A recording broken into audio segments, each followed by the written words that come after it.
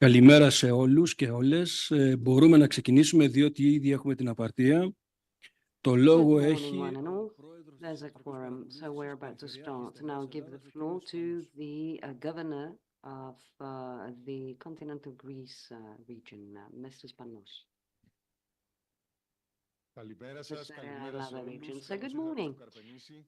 Welcome to Karpenisi. I think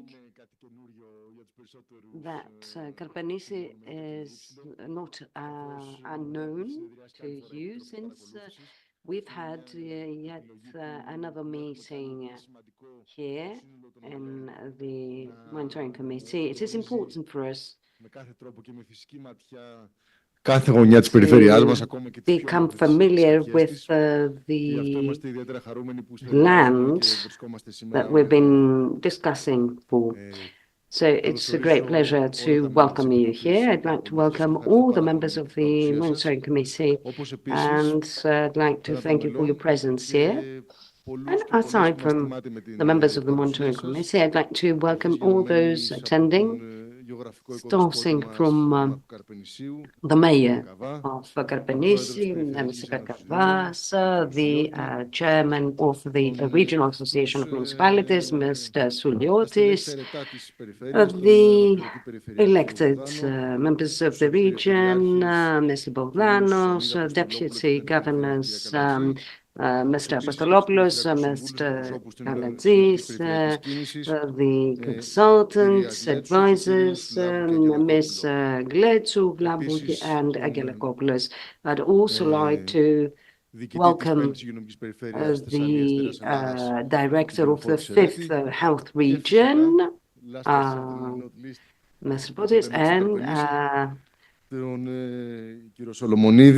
of course, Mr. Solomonidis, Ms. Karatidou from DG Regio, Ms. Meletiu from DG Emploi. Whereas on the internet, we'll have with us Mr. Rasmussen, head of DG Regio, regarding Greece and Cyprus vis-à-vis the ERDF.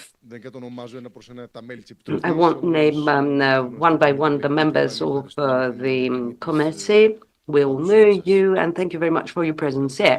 So we'd like to welcome you to this third monitoring committee of our new operational program on Sτερεά Ελλάδα 2021-2037.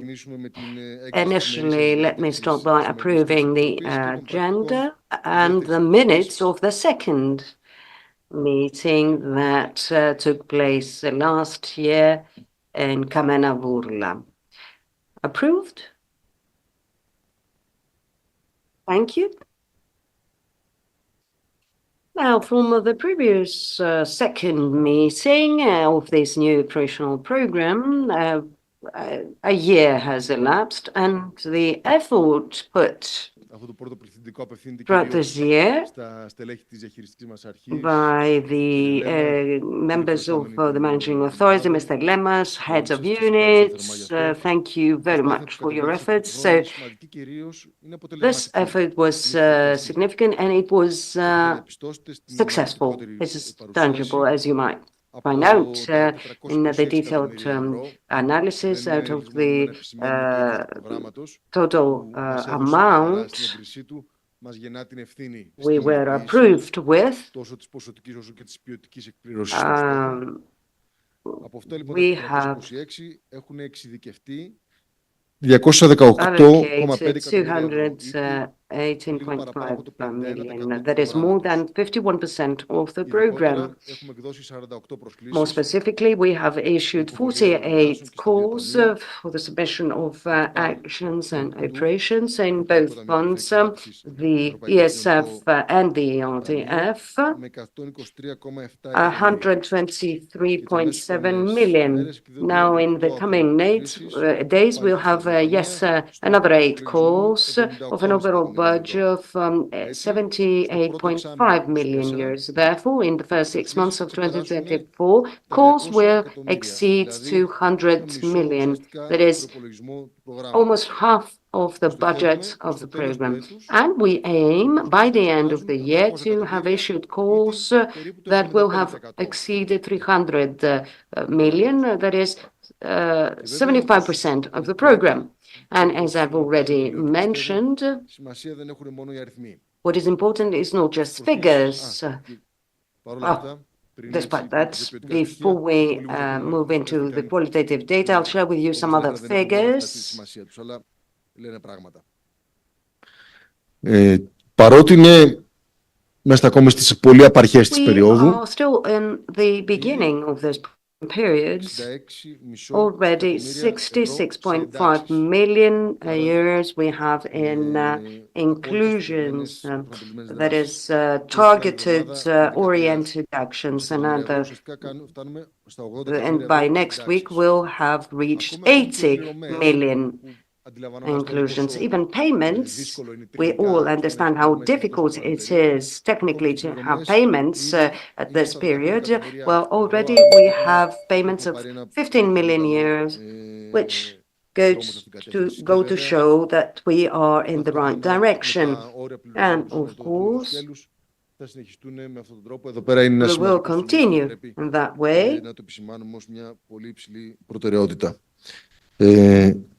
Στις προσκλήσεις λοιπόν που έχουν εκδοθεί και issued or to be issued in the immediate coming days, we address ourselves to the implementation bodies. We have local government, the region, and the municipalities, their mayors. So we call them to submit their applications for significant projects, school infrastructure, energy, upgrades, πρωτοβάθμιας υγείας, equipment for primary healthcare. And in the coming days, we'll have civil protection. There we need to hold a discussion as to how this will be structured in the appropriate way to maximize benefit. Culture as well and civilization. We have a very good cooperation with the Ministry of Culture and the Antiquities Efforate, as well as the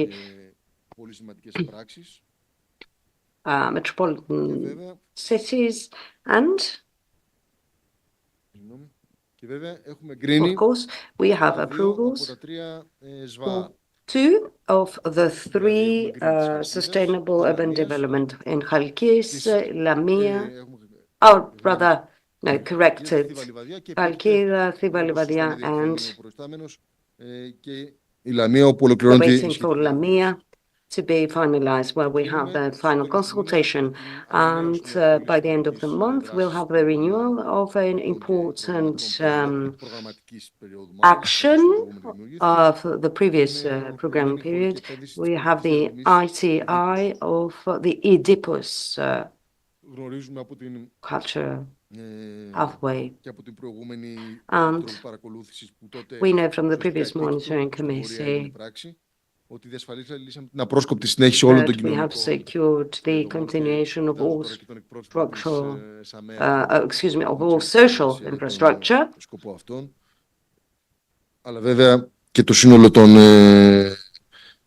σχετικών δράσεων, οι κοινωνικές δράσεις και δομές, social actions, etc., for people with disabilities, but also for vulnerable groups of the population who are in need of the support of the state. And of course, we have increased resources, and we already continue with a new generation of social actions, starting from the creation of new structures such as KIFI, the daycare center for the elderly, supported living houses, social pharmacies, and extension of the existing infrastructure. We go on with the daily communication with the agencies that will undertake the implementation of such actions. We participate in all the sectoral actions, trying to have a participation of all necessary bodies and agencies. At the same time, as a regional authority, we cooperate with implementation bodies at an informal level, which is quite substantial. We try to make ourselves useful και να βάλουν στους φακέλους και να ενταχθούν και ακολούθως να υλοποιήσουν απρόσκοπτα τις σχετικές δράσεις. Έτσι λοιπόν, είμαστε σε συνεχή επαφή με τους φορείς σχεδιασμού. So there's constant contact with these agencies in the health sector. We have line ministries who issue guidelines that are quite useful. This gives us sets of specifications. The same goes for education, social policy, vocational training, social economy. An asterisk here, because in this program period, these are the areas of focus, although we didn't have the opportunity to do so in the previous program period. And of course, entrepreneurship. I'm talking about small, medium-sized enterprises, micro-enterprises, women's businesses, etc., innovative businesses. We have a newly elected council for innovative technology and research. We also have Ms. Benyata here, the newly appointed Director for Training and Education, etc. And there has been an end of the consultation period with the three higher educational institutions, such as the University of Thessaly, the Agricultural University of Thessaly, and the Athens Agricultural University, whereby we have issued together the calls, and we worked together. Amongst the most interesting calls, one was the one pertaining to access of students with disabilities to these institutions, and σχεδιάσουμε και την αναβάθμιση των ερευνητικών υποδομών. We plan to have an upgrade of research infrastructure on the basis of real needs and focusing on research sectors and fields that have to do with risks.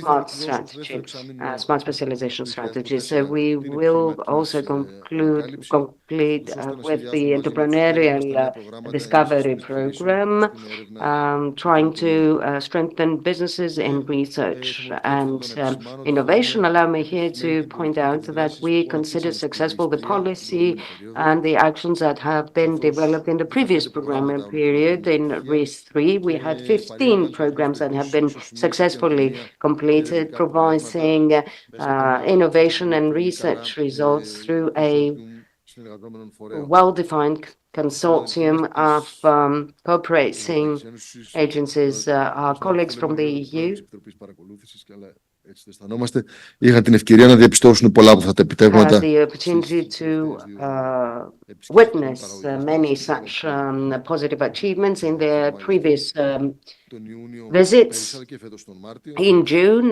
last year and on April this year in small units of our region. And along this thread, we plan the new generation of programs, having to adjust to bigger sizes, bigger figures, and to have an updated perspective of the perspectives and priorities. A strong pillar in this effort is the human resources in the region of Sτερεά Ελλάδα and the businesses therein. At the same time, during this same period, είχαμε την ευθύνη, η οποία We ολοκληρώθηκε also had the responsibility to conclude with the ROP of Στερεά Ελλάδα 2014-2020. So there was a meeting where we concluded this program. We had 102% coverage of the program, and the specific growth and development goals have been met. As I've mentioned many times, we have the responsibility to improve this further. And this was despite the many difficulties. Of course, I won't enter into details, but those of us living in this country know what we're talking about. The pandemic, natural disasters, the consequences thereof that had to do with the financial cash flows, etc. And since this has been an issue with the public dialogue, this was shifting less than 5%. Well done. Yes. Shifting less than 5%, transferring less than 5% of the previous program. Indicatively, I'm referring to natural gas, infrastructure. So we have analyzed this in previous meetings. I won't elaborate further on that. If we are to make a comparison, a new program is amongst the programs with less transferred obligations from the previous period. We're talking about less than 2.5 million. This is a negligible burden for national resources. Of course, this fills us with increased responsibility. And here I refer to the Special Secretariats for Actions, etc., for the creation of new actions. These will fill in our new ROP. So, once again, να γίνω κουραστικός είναι επαναλαμβάνομαι, αλλά το λέω πρώτα καθημερινά στην ίδια μας την ομάδα. Άρα με αυτή την δυνατότητα το απευθύνω και σε όλους μας. Πρέπει να υπερβάλλουμε τους εαυτούς μας τα επόμενα χρόνια. Because this is an opportunity for us to prove that the capacity of our agencies, of the region, of the municipalities, the chambers, the efforts, the businesses, the capacity of all these beneficiaries of our universities, etc. Σχεδόν εκατομμύρια του παλιού προγράμματος. The 200 million of the previous program, but the higher amounts we have in the new program. So we'll be able to absorb 426 million of the new program, or even more. Και μπορεί να διεκδικήσει η περιφέρεια Στερεάς Ελλάδας. The region can claim more in community programs. So, as we have more than doubled the resources, we more than double the responsibility, and we have to more than double the effort, the efficacy, and efficiency of our cooperation. So, I will conclude with this. 18 months ago, we started the implementation of the new programming, of the new operational program of the period 21-27, and we want you all on our side at every step we make. We'll stand by you due to our obligation, but also in substance, because we want to engage into a framework of cooperation, solidarity, and multi-level governance in order to be able to solve any problem and to take advantage of every opportunity. We have decided to claim all funds to be claimed in order to support our agencies, our bodies, to achieve their goals. And the first important action is the support of the agencies for the completion of the ICIs in this program, aiming at implementing the projects that will be finally delivered to the citizens of our region. Within the ICIs that we have talked about in the past, we have the Oedipus program and a new one that has to do with the ICI for mountainous and disadvantaged areas from the municipalities of our region. It pertains to Evrytania, Western Phthioida, and Mountainous Phokida. We have the ITI of Sperchios, which is a particularly difficult exercise, as well as Northern Evia, which is a region you have had a lot of. There has been consultation, and we are ready to issue a call, and this is a scoop we can give you in this monitoring committee meeting. And in the coming days, we'll have the agencies finalized that will be responsible to follow up this ITI. So concluding, I'd like to warmly thank the political leadership and the executives of the Ministry of Finance, the Minister, Mr. Hatzidakis, Deputy Minister, Mr. Nikos Papathanassis, Secretary General Dimitris Kalkos. Unfortunately, he will not be able to attend, but he's been represented by the General Director, who's going to take the floor.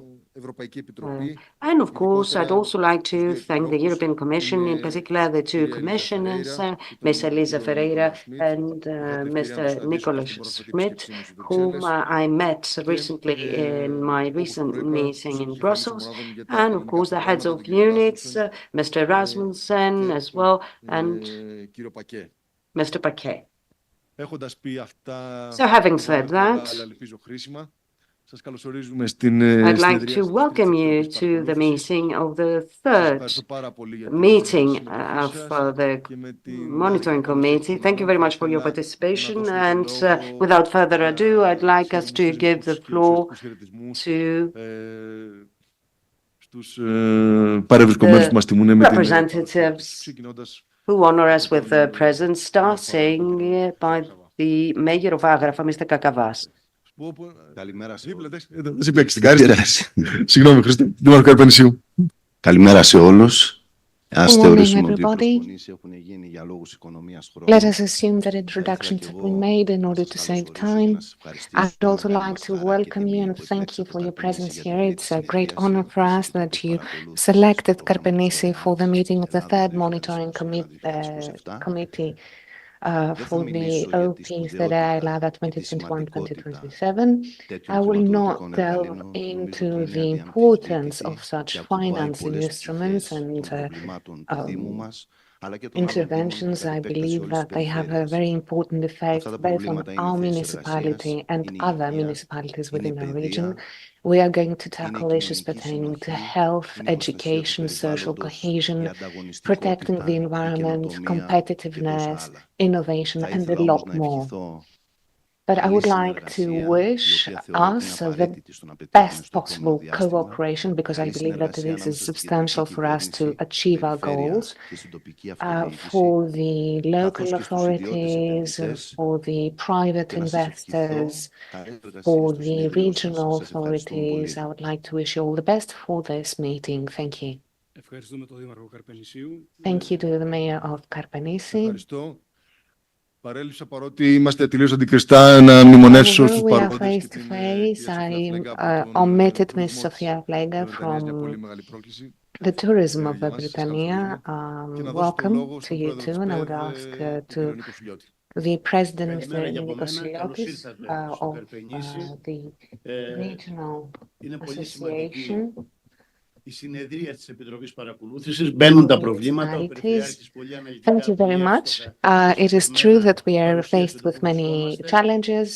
The mayor has already spoken and the governor has already spoken of the many challenges we are faced with. I would like to point out two things. One, as the governor himself said, there is a huge need for technical assistance among municipalities, technical assistance being exactly what in tandem with the developmental authorities and agencies will provide us with a solution of the understaffing problems we have in our municipalities. It is a well-known fact, although we have perhaps become tiresome as a local authority, a local administration, when we have said again and again repeatedly that we are understaffed. It is a challenge, and we are disappointed when we see that there are already so many calls that have been issued and we cannot participate. So, Mr. Governor, I believe that there needs to be support, financial support towards municipalities, well-targeted financial support, so that pretty soon municipalities will be able to absorb funds. Another parameter I would like to raise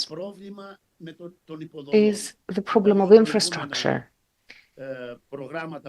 With the two previous programs, 2007 to 2014, 2014 to 2020, we all know that they were unfair for the region of Sτερεά Ελλάδα because we lagged behind. The current program is making amends. However, the access on infrastructure is very limited. Although there are huge funds allocated for national roadways, from Karpenisi to Bralos, from Rio de Rio, there have been from Amphissa and so on and so forth. There are many projects regarding national highways. However, we need to look into how we can come up with funds for tackling infrastructure. I believe that there needs to be a more concentrated and targeted effort, and I would like to implore everybody represented or actually present here to help us overcome the unjust allocation of funds in the previous programming periods. But in closing, I would also like to say that I'm very happy because in your program, you will be practically seeing the results, the outcome of previous projects implemented in the municipality of Karpenisi, despite the understaffing and thanks to the enthusiastic work of our municipality. And I would like to thank personally Mr. Lemas, Mr. Koutsikos, all the managing authority, and the vice governor of Britannia, and of course the governor, Mr. Spanos, because they have worked so well with us in order to yield those results that I believe will continue to appear in the coming years based on our collaboration and common joint efforts.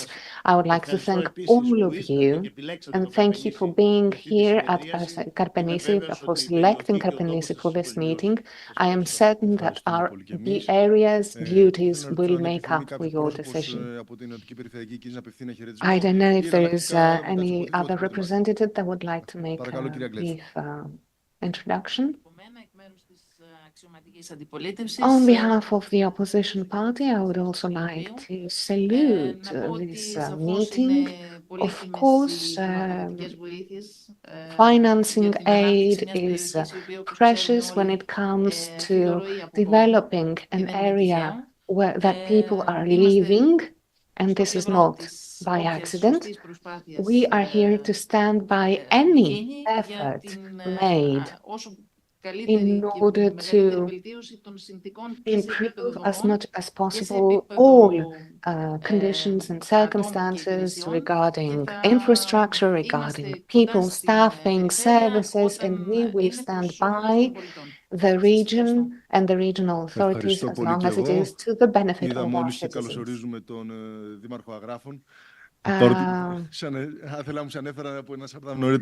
And now we can move to the mayor of Aghrafan, not as I said before, who was the mayor of Karpenisi. Unfortunately, I was confused. Mayor, I don't know if you would like to have a few opening remarks.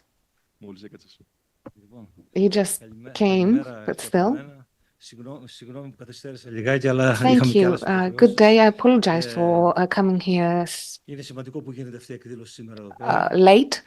It is very important for us that this meeting is being held here today. I believe that with these programs we can provide a developmental, a progressive course for our area, for Evrytania as a whole, as an entirety. Perhaps we need to speed things up in order to achieve results that we have not achieved so far. A few days ago, Eurostat proclaimed that we are the grandmother of Europe. That's what they call Evrytania, our region, our area. I believe that this can be used as a vehicle to draw more attention from the centralized authorities, the regional authorities, in order to provide our area, our region, with a developmental perspective and potential. We need to speed things up. There was an initiative taken with the municipality of Aghrafan because of the demographic problem that we are faced with. We decided to increase the amount provided for kids from 500 euros to 3,000 euros. Last year it was 500 kids. There were 2 kids that were born. This year we already had 10 births. I believe that this is an excellent result, but we still need to speed things up. We still have dirt roads. We want to have good roads from Karpenisi to Evrytania, and we need to upgrade and update the national road network. We've been discussing it for so many years. Visitors coming to our region have increased, have multiplied. So imagine what would happen if we didn't welcome them with dirt roads, but rather with well-paved roads.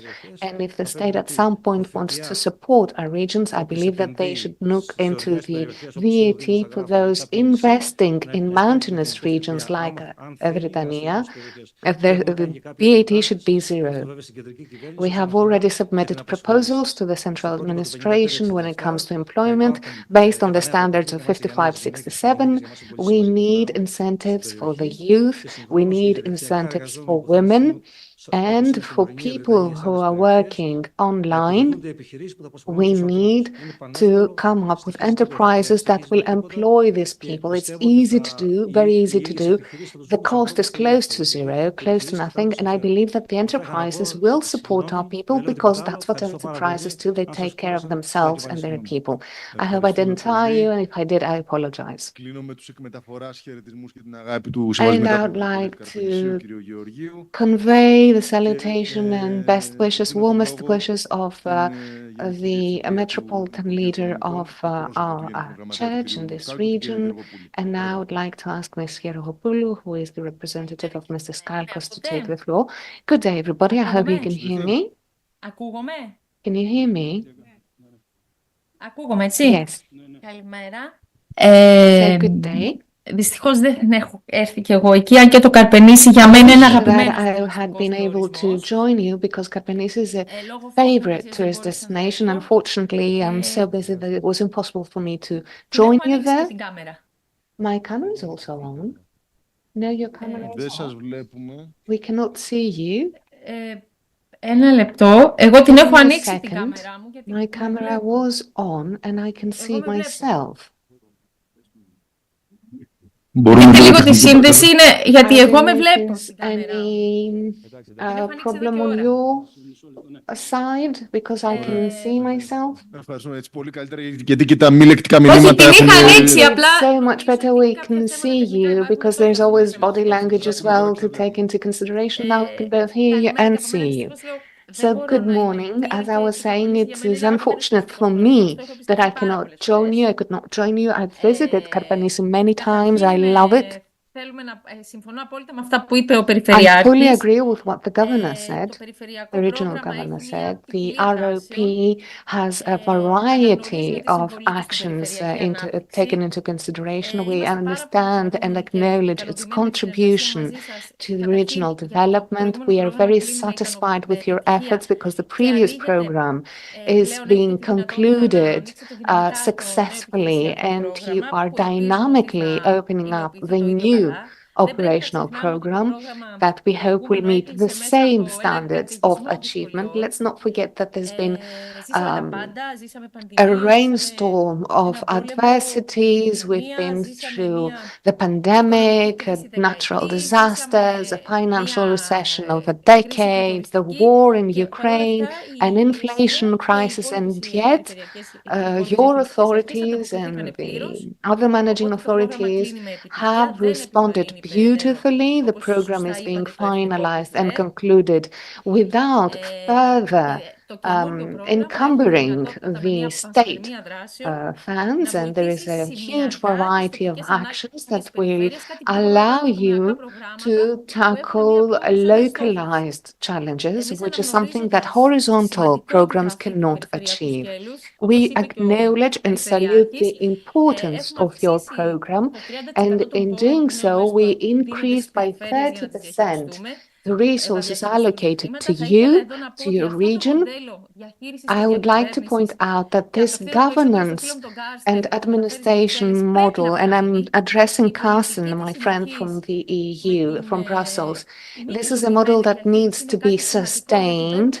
Non-centralized, decentralized actions allow us to come to the core of issues on a regional scale, so the planning has been tailor-made to cover them and meet the needs of each and every region separately. And in order to lay even more emphasis on cohesion, we have come up with an agency monitoring regional programs. We have a representative of our body among you, and she can provide details. The managing authorities, I believe, are working harmoniously with centralized services. The National Coordination Agency is dedicated in supporting you. We have an excellent collaboration, and I believe that this will continue to be the case. Centralized authorities, regional authorities, European Commission, for whatever you need, we are here for you. We are at your disposal. I've got nothing else to say, so I would like to wish you the best for today's meeting. We will be following everything you do attentively. And thank you for everything so far. Thank you for this invaluable cooperation and collaboration that we have. I would like to ask Mr. Lemas, the head of our coordination agency, to take the floor after thanking him once again, not for reasons of formal politeness, but because this has been a precious collaboration, and we see the results of that we are reaping on a daily basis. Unless, of course, Mr. Rasmussen has already joined us, and then he would like to take the floor. Oh, good morning, our dear Mr. Rasmussen. We welcome you.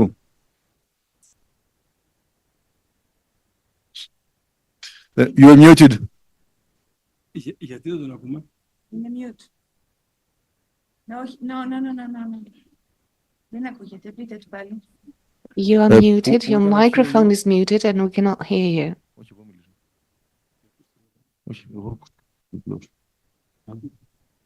Οι διερμηνείς ακούνε, παρακαλώ. Ξεκινήστε τη διερμηνία. Πείτε στον κύριο Ράμσμουσεν να ξεκινήσει τη διερμηνία. Sorry, we cannot hear you. Could you please unmute your microphone because it is important to be able to listen to what you're saying. We cannot hear what you're saying.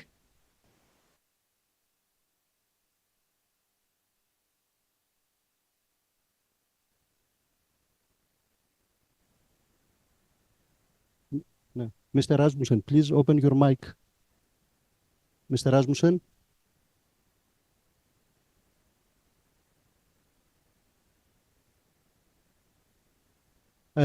You have problem with, yes, you have problem with your mic.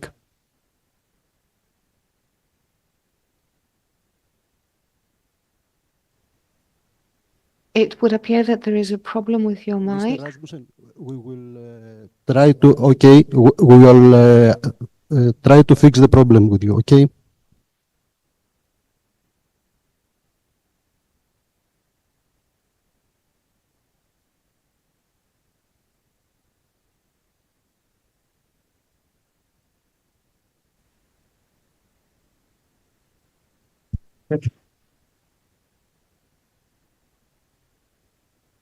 Θα υποκαταστήσω τον Περιφερειάρχη μόνο σε ένα ρόλο του substitute της the Επιτροπής. governor in the role of the chair, and Ms. Melletiu will speak before Mr. Rasmussen on behalf of the General Directorate of Employment. Good morning. I'm really glad to be here today, and I'd like to share with you the salutations of the head of the group for the ESF Greece, Mr. Patrick Paquet, who unfortunately could not be here with us because of the busy schedule.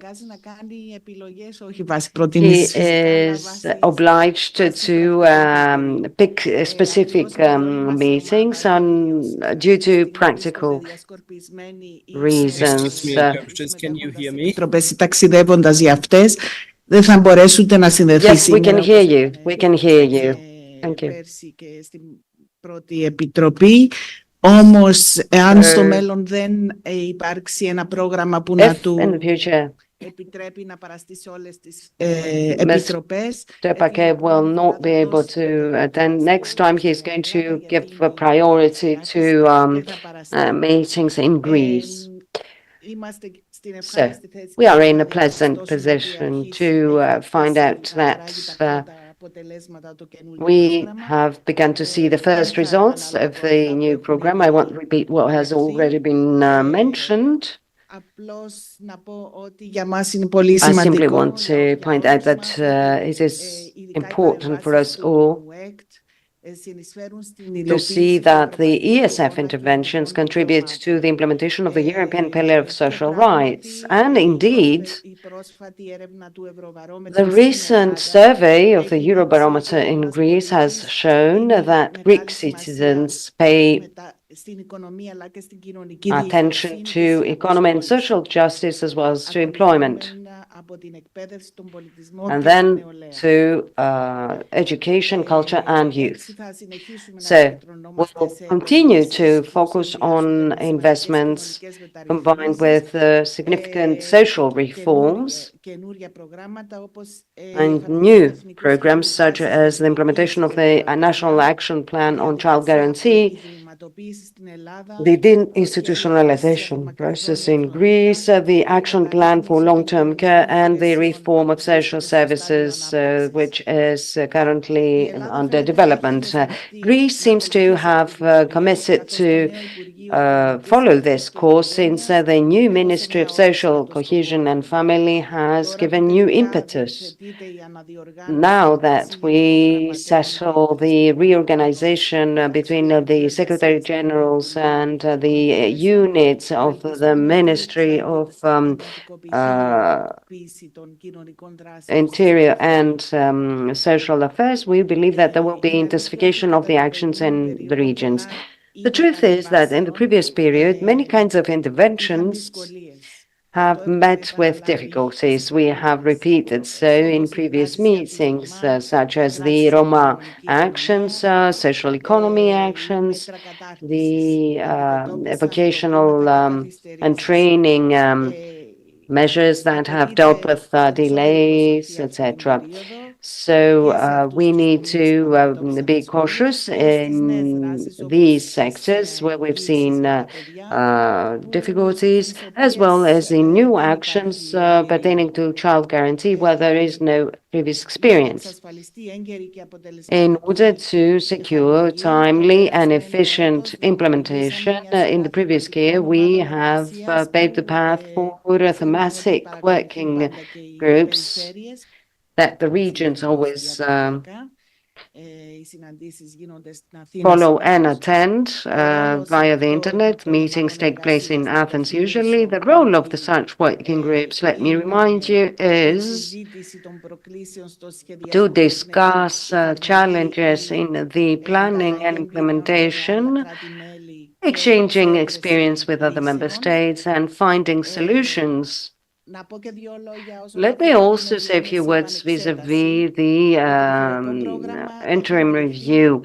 The regional program has been approved less than 2 years ago, and you might expect that the review will renew the priorities of the ESF. However, the interim review allows us to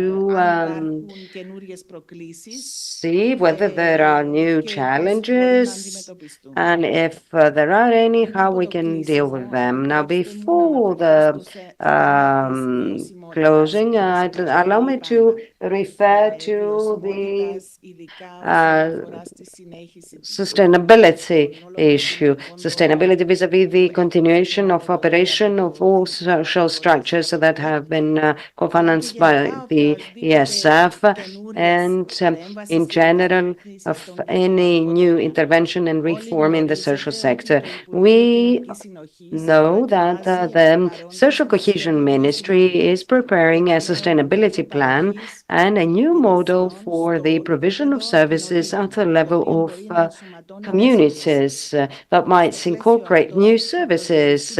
Within this framework, we will have sectors for the provision of enhanced services through the support of the ESF, depending on the needs in each community. The Commission expects the regions to participate fully in such discussions in order to achieve greater flexibility in the provision of services. Investment in social affairs is a collective effort, and has already been mentioned. Those drawing policy, regional and local authorities, social partners, civil society, and all of us are called to play an important part in these. So concluding, I'd like to wish everyone a constructive meeting today with our active participation. Thank you very much. Thank you. Thank you. Now I think that the Secretary General from the Ministry for Family is asked to take the floor. Is she with us? Ms. Marina Stefou.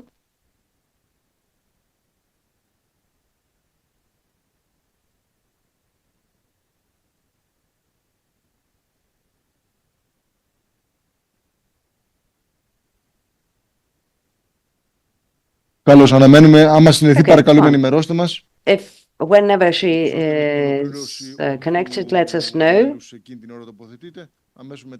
And we'll give her the floor.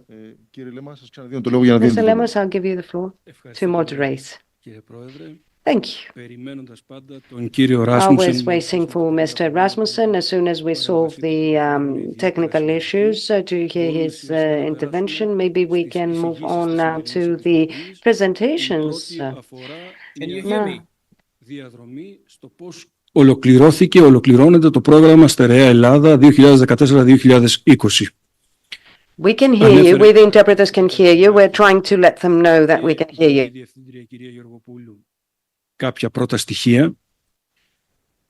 Βλέπουμε ένα πρόγραμμα στα 193 εκατομμύρια από τα δύο ταμεία. Unfortunately, they go on with the presentation. So we see a program, 193 million. You see the structuring into 13 axes with the technical assistance, etc. We won't enter into details. We all know how it works. Εδώ λοιπόν έχουμε την υλοποίηση σήμερα. So here we have the implementation at the level of the axis and the overall level of both funds. We see the three lines. You can see the 108.16 and 109.59. So the expenditure of co-financed, you can see the overall amount. So more than 100% for both funds and the closure perspective, because we still go on with the listing down of expenditure. We have concluded the inclusion of the majority of the transferred or phased projects.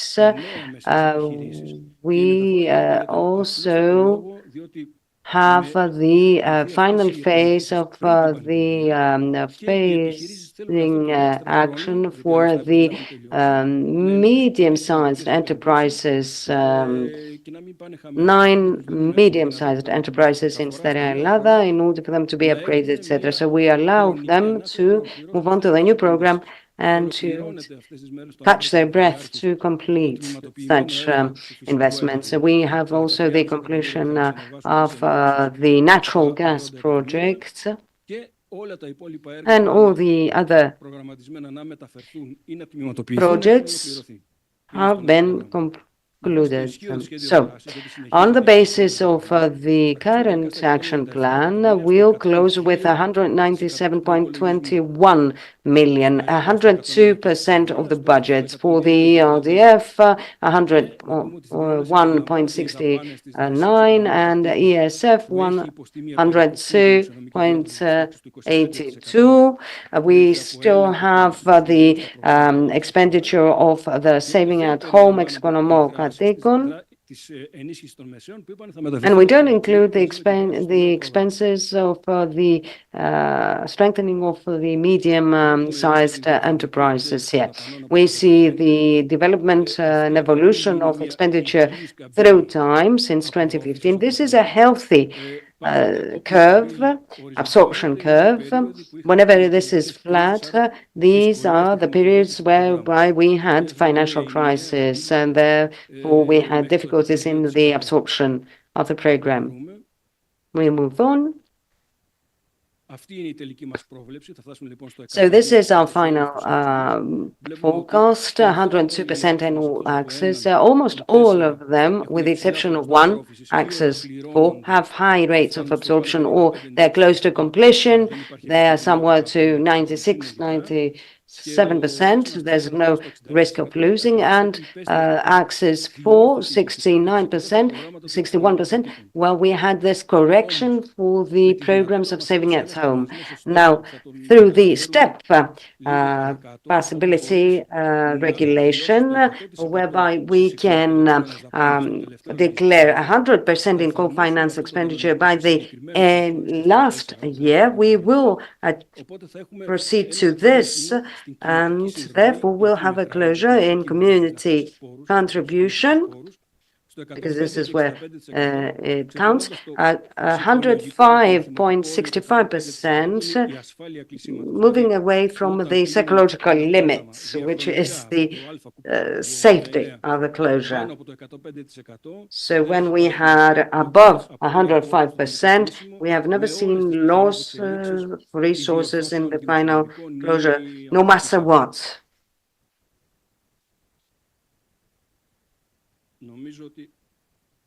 Τελειώσαμε και μπορούμε να περάσουμε. Does it, and we can move on to the next presentation, which is updated. That has to do with the implementation of the current program that was launched 18-19 months ago. We're talking about the 2021-2027 program.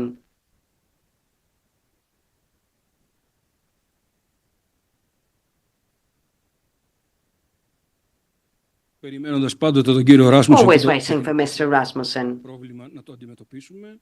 Μπορούμε να προχωρήσουμε στην παρουσίαση της υλοποίησης του προγράμματος έως και σήμερα. We can move on to the presentation of the program so far. Overall public expenditure, the figure is known, 426 million, structured into 5 policy objectives. We can see the gravity, the weight. You can see 50 million, 96 million for the policy objective 2. The policy objective 4 equally is significant, 166 million. It is an access supported by 2 funds, and this is the ESF with 110 million. And we also have access 5 for ICIs, where the lion's share belongs to sustainable urban development strategies in the big cities with 55 million. And another 21, the regional ones. We'll skip, or rather go ahead with the next transparencies. This is the priority of resources by axis. You have already seen them in the previous 2 meetings, and in the meetings we're housing the capitals of the prefectures, the way each priority axis is structured, financially speaking.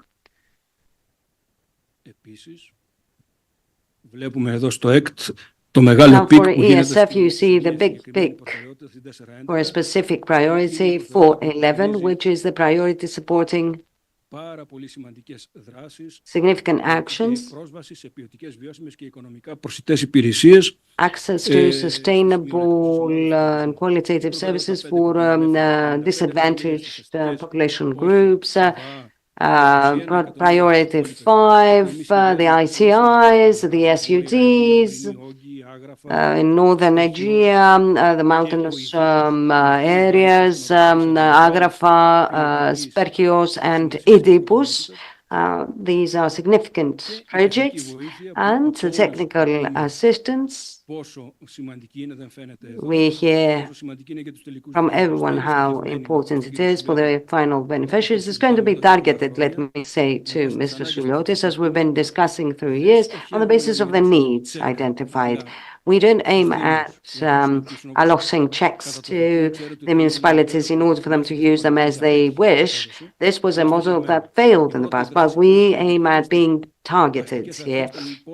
The municipal authorities of the SUDs, we will be supporting weak final beneficiaries who will be documented in order for them to be able to respond to their duties, to draft the proposals, and to implement them. The law has changed dramatically in the past few years, and this allows you to support your technical services through private contractors. This is where we need to target, not only vis-à-vis the preparation, submission, and inclusion of the proposals, because many times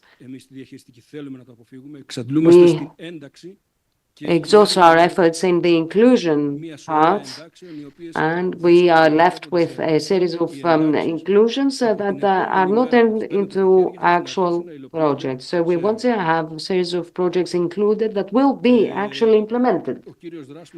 Mr. Rasmussen is okay, but Carsten will allow me to complete this presentation just to get the general picture.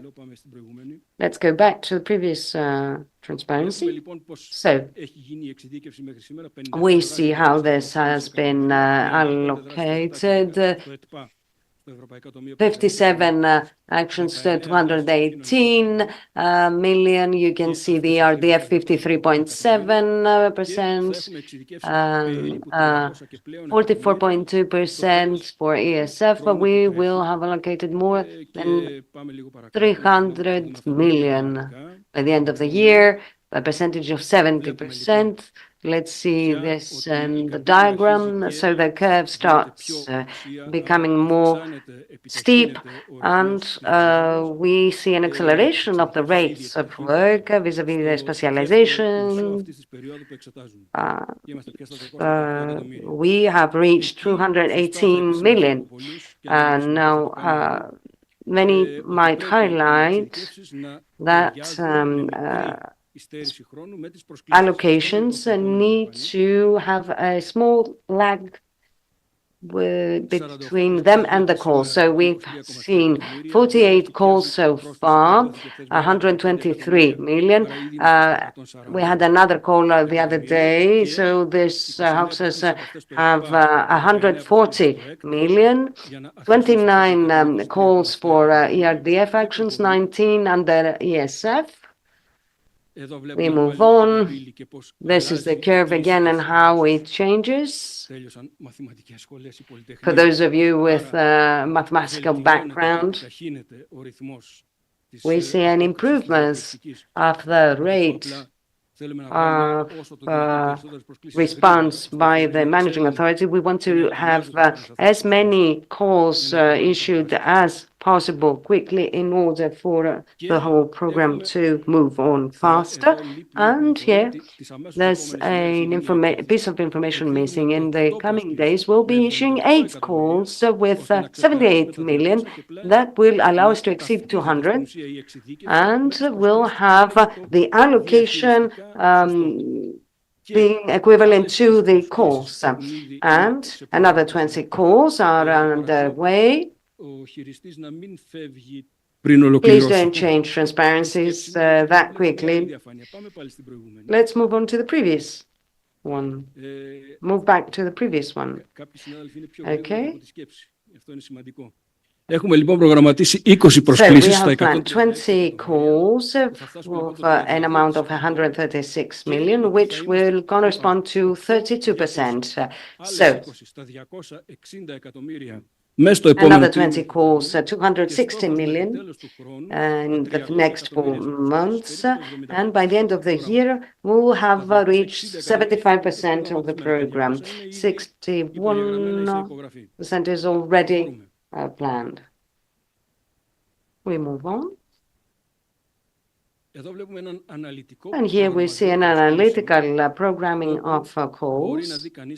One can see this is updated constantly, and you can find it at the site of the managing authority, because agencies need to know what awaits for them in the immediate future. In red, we have identified those 8 calls that will be issued in the coming days. Already we had one issued yesterday, another one today. It's one on natural gas, flood protection projects, waste projects in Kyriaki and Karistos, civil protection that the governor mentioned, and significant call with equipment for civil protection for the municipalities and the region, the 5 regions.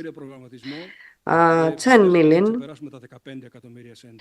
We believe that we will exceed 15 million. 3 calls under the ESF. This is a new generation of calls for the new centers for the elderly, new social groceries, etc., that have already been secured because they have been approved last year. So wherever there's a need, an interest in new structures, such calls will be issued next week. Already, the one you see in red has already been issued. This is the municipality of Chalkida, the call to submit the approved SUD projects with 14 million. And the governor mentioned it, the entrepreneurial discovery that has started. We have the assignment of work. And we believe that we'll have the new generation of calls for RIS, following the footsteps of the successful action. So we believe that we'll have approximately 300 million in calls by the end of the program, more than 70%. And since we use the overbooking tool, if agencies respond with many proposals, these 300 million can be translated into 350 million in allocations. Or in inclusions, excuse me. So it is important for us to get mature proposals, and through the overbooking of the commitment, we'll have 85% of the program for projects included, more than 4.5 years up to 2029. Inclusions, 66 million today, with the natural gas will reach 80 million next week. This can be taken for granted, and our plans and targets to exceed 140 million by the end of the year. 33% of the program will have already been included. I don't want to conceal this, but we exhaust the dynamics of projects that we have seen in the past, bridge projects, phased, etc. So 140 million, and then we need to have new projects. So the calls opened need to find mature projects. Otherwise, next year, we will see how it goes and whether we have achieved these ambitious goals. So we believe that following the discussions with the agencies and the bodies, etc., they will be able to respond. Ministry of Culture, the chambers, the higher educational institutes, etc., will be able to respond to these challenges and will have success. We move on to these diagrams, and here we see an overall assessment. Today we are somewhere close to 14 million euros. The aim for N+3 in 2025 is 57.8 million. We believe that we will have achieved 54 million. So this is our target. We want to preempt the objective of N+3. And this doesn't have anything to do with ambition or optimism, but we need to move that way, because in 2021, unless we do that, we will have to have 140 million euros expenses. So we need to have quick inclusions, good proposals by the bodies, quick implementation, because this is a area where we're lagging behind, following contracting, etc. There had been a study back in 2007, together with Mr. Mousouroulis, the Secretary General of the Ministry for Development, the predecessor of Mr. Skalkos, regarding the ROP, how much time from the inclusion to contracting? 360 days on average.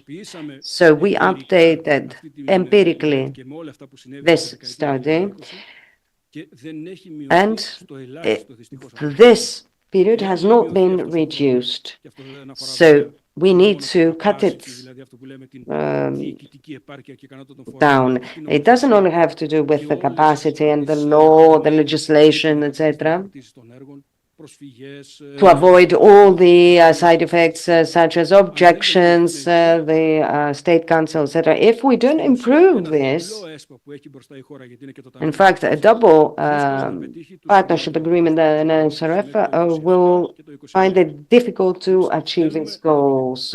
So we want to achieve our goals. So let's move on. ότι μπορώ να μιλήσω για τα έργα της στρατηγικής σημασίας. Είναι ή όχι τόσο. Projects, we've got the Asopos River Basin ITI, very important. The observatory has been involved. The call is going to take place within a few days. It is multifaceted. It takes into consideration lots of disciplines, authorities, not just the region. We've got the ITI for Evia. We've already looked into the call, into the annexes. We know what the resources resources will be, how the resources will be defined within the framework of the call, the invitation to tender. And then we have a body that will be responsible for the implementation, the coordination, and the supervision in a concerted effort, taking into consideration the entirety of EVIA. And then we also have the support of primary healthcare, which is very important, a very important project that has been communicated during a very interesting discussion that was held a few days ago. We want to be able to schedule 15 million euros and to ensure that these resources, if multiplied down the line, will be obtained, will be raised. And there's been a discussion since April 1st in order to include primary health care in the overall ITI, in order to also take into consideration equipment of 22 hospitals and 7 health units, as well as ER units within those hospitals, because these units are also considered and defined as primary health care services. We know that we need to renovate several hospitals, such as the hospital here in Karpenisi, not in terms of an energy upgrade, but rather in terms of the overall equipment. But this falls under the RRF, excuse me, and this is something that will be discussed soon. We also have brought back into the forefront the emergency state aid agency. We have 7 ambulances that are going to be procured, 3 ambulatory units, and 7 4x4 off-road ambulances for the needs of our region. And we're even going to introduce an estimate for floating units, but this is something that we need to wrap up, because we need these 17 units that and they need to be obtained soon in order to upgrade an aging fleet that we have currently in our region. And I feel that this is the end of my presentation, and now, with great joy and great interest, we can listen to the head of the DG Radio unit for Greece and Cyprus, Carsten, our dear friend. Good day and welcome, Mr. Rasmussen. Thank you very much. Could you please confirm that you can hear what I'm saying? I imagine that is the case. I apologize for the technical connection problems I've had. I wanted to be a digital nomad for a couple of days, but visibly I'm not totally up to that kind of status yet. I'll have to work on myself. I realize the opportunity I've missed to be in Karpenisi.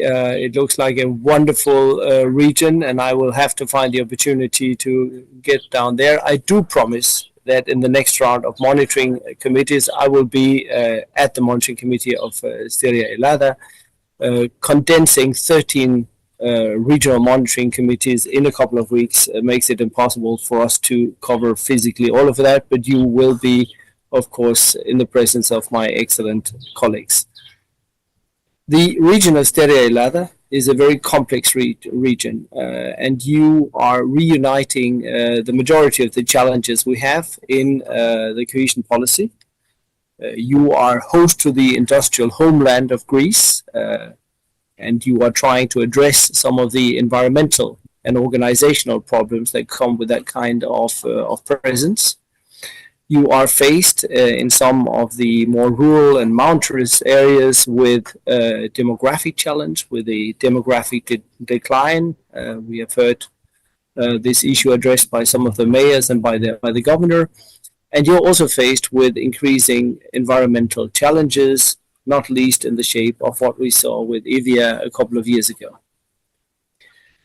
In this sense, it is extremely important that we have a regional program like this to tackle the problems according to the needs as defined at the local level.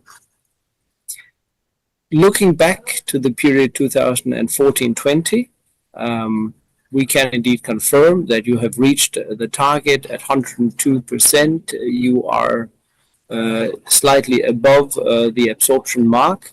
We hope that this performance will be enough to avoid any kind of decommitments in closure.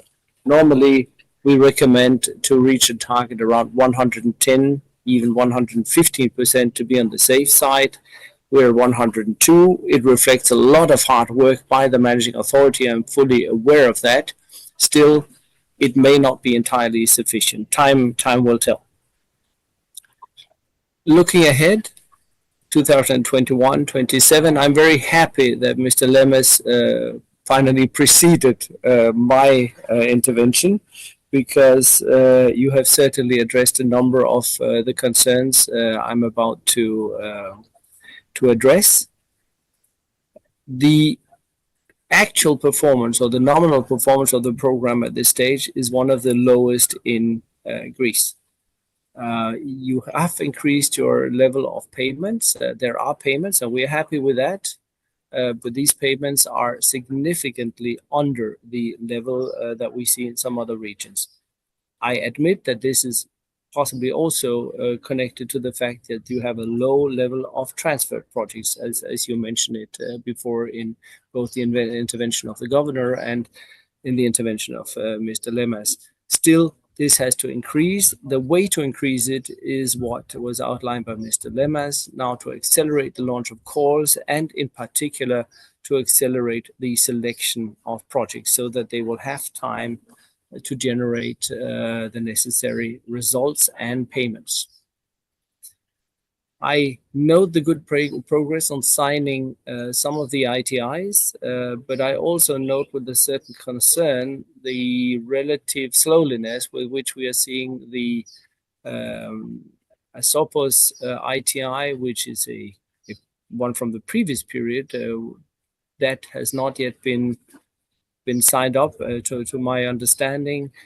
I'm also surprised to see that the Evia ITI, which we all agreed on with great enthusiasm against the background of the devastating natural disasters, that this ITI is not yet at the stage of maturity where it can be decided.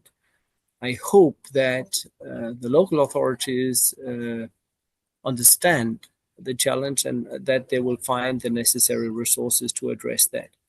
I'd like to congratulate the managing authority for launching as one of the next calls an action to support beneficiaries. This is highly necessary.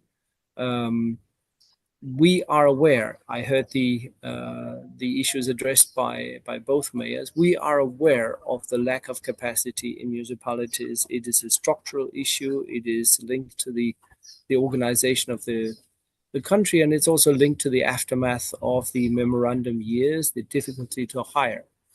And we must all, in a creative way, find ways to tackle this in the years to come. So congratulations to the managing authority to making financing available for this. We will follow how that materializes.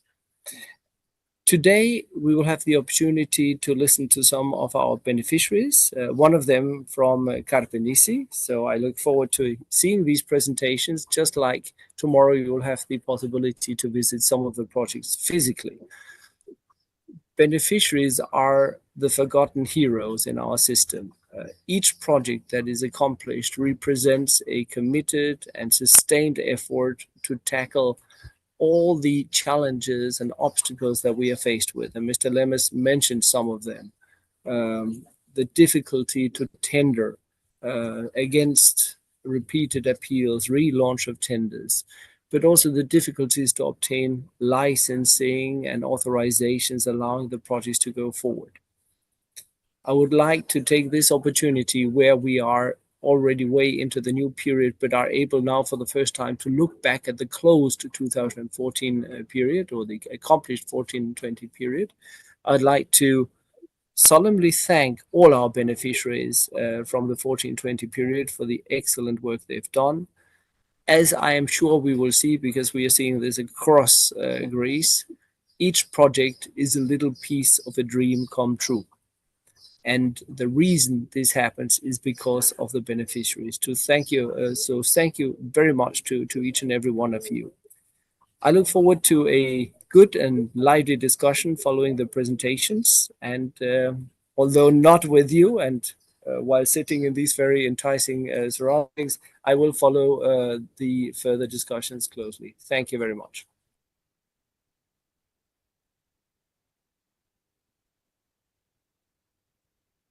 Ευχαριστούμε πάρα πολύ, κύριε Ράσμουσεν. Thank you very much, Mr. Rasmussen. Obviously for your warm regards in our committee. Να κάνω δύο πολύ σημειακά σχόλια στα ελληνικά σε σχέση με... ad hoc points based on what Mr. Rasmussen said in the framework of this committee, of this monitoring committee meeting. The fact that the budget is not more elevated, higher, is that we don't have transferred projects from the previous programming period. If we were to compare payments on new projects alone, I think that we would be proud to showcase one of the best performances in Greece. As regards the Esopos ITI, River Basin ITI, we are working on it to accelerate results. With regards to Northern Evia, it is true that we hadn't envisaged from the beginning the rehabilitation, the restoration of following and the aftermath of a natural disorder, which is something now being worked upon at a central level. So it was a different nature that the Northern Evia project had. And in the coming days, we will have an invitation, a call issued. Mr. Lemas, the floor is yours. Thank you very much. Based on what Mr. Rasmussen has said, and always bearing in mind that our friend, dear friend Carson, always gets to the heart of things, raising both the strengths and the weaknesses.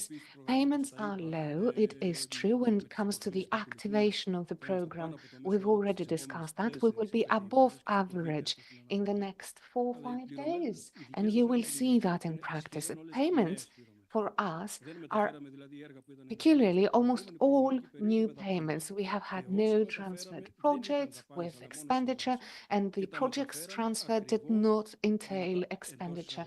Only they were transferred only in order to be salvaged into in brackets, in inverted commas. We believe that there will be a remarkable acceleration of payments due to the national gas project, the working site that we currently have, the construction site that we currently have. This will provide for 8 million in expenditure in the coming month.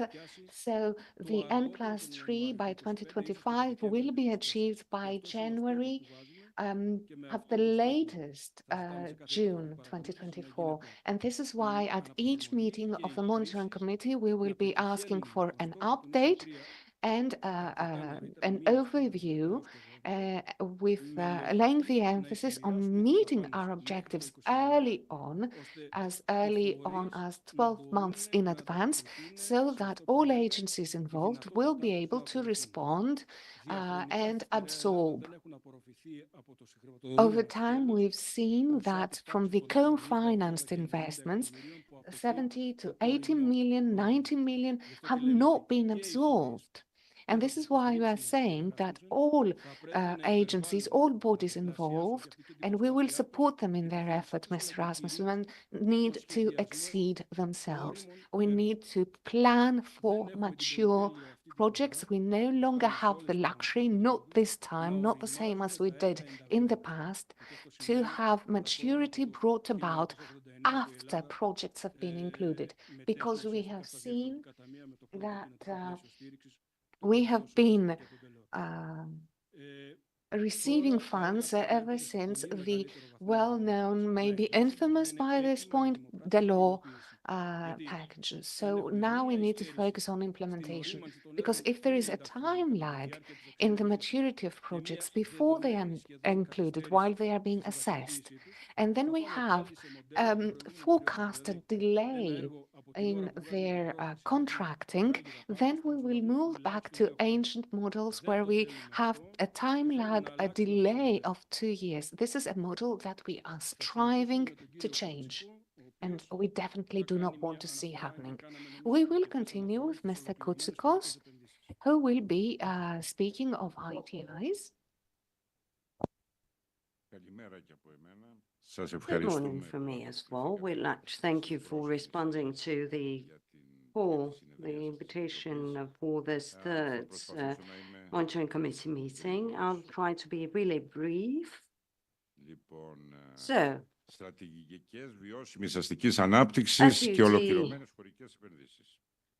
strategies and ITIs. The main source of funding for ITIs and SUD ITIs are from Priority 5, 76 million.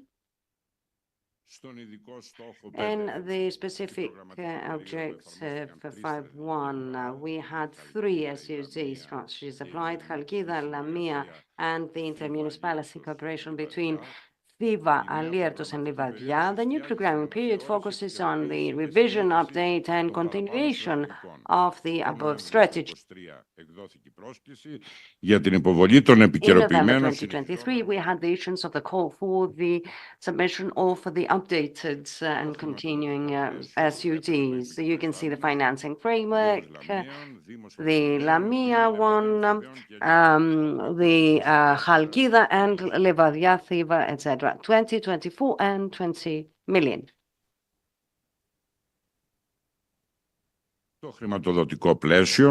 The financing framework, the specific objectives 4.11, 4.12.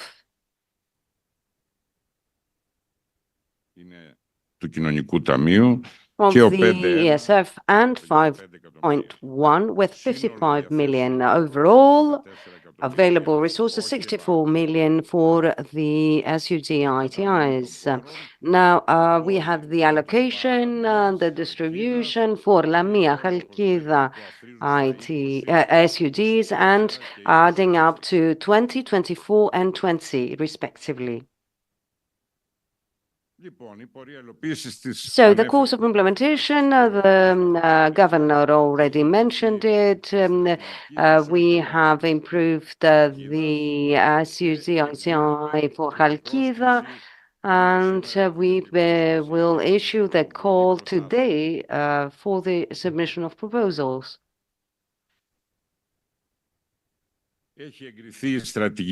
Approval of the strategy for Livadia, Thiva, and Aliertos, and the call is to be issued by August 31st, or even earlier, or rather, corrects the speaker, July 30th. And the SUD strategy for Lamia, we will complete some details. It's going to be approved. We will have allocation of actions by August 31st. I think that will make it much earlier, and we'll issue the call for submission of proposals for the Lamia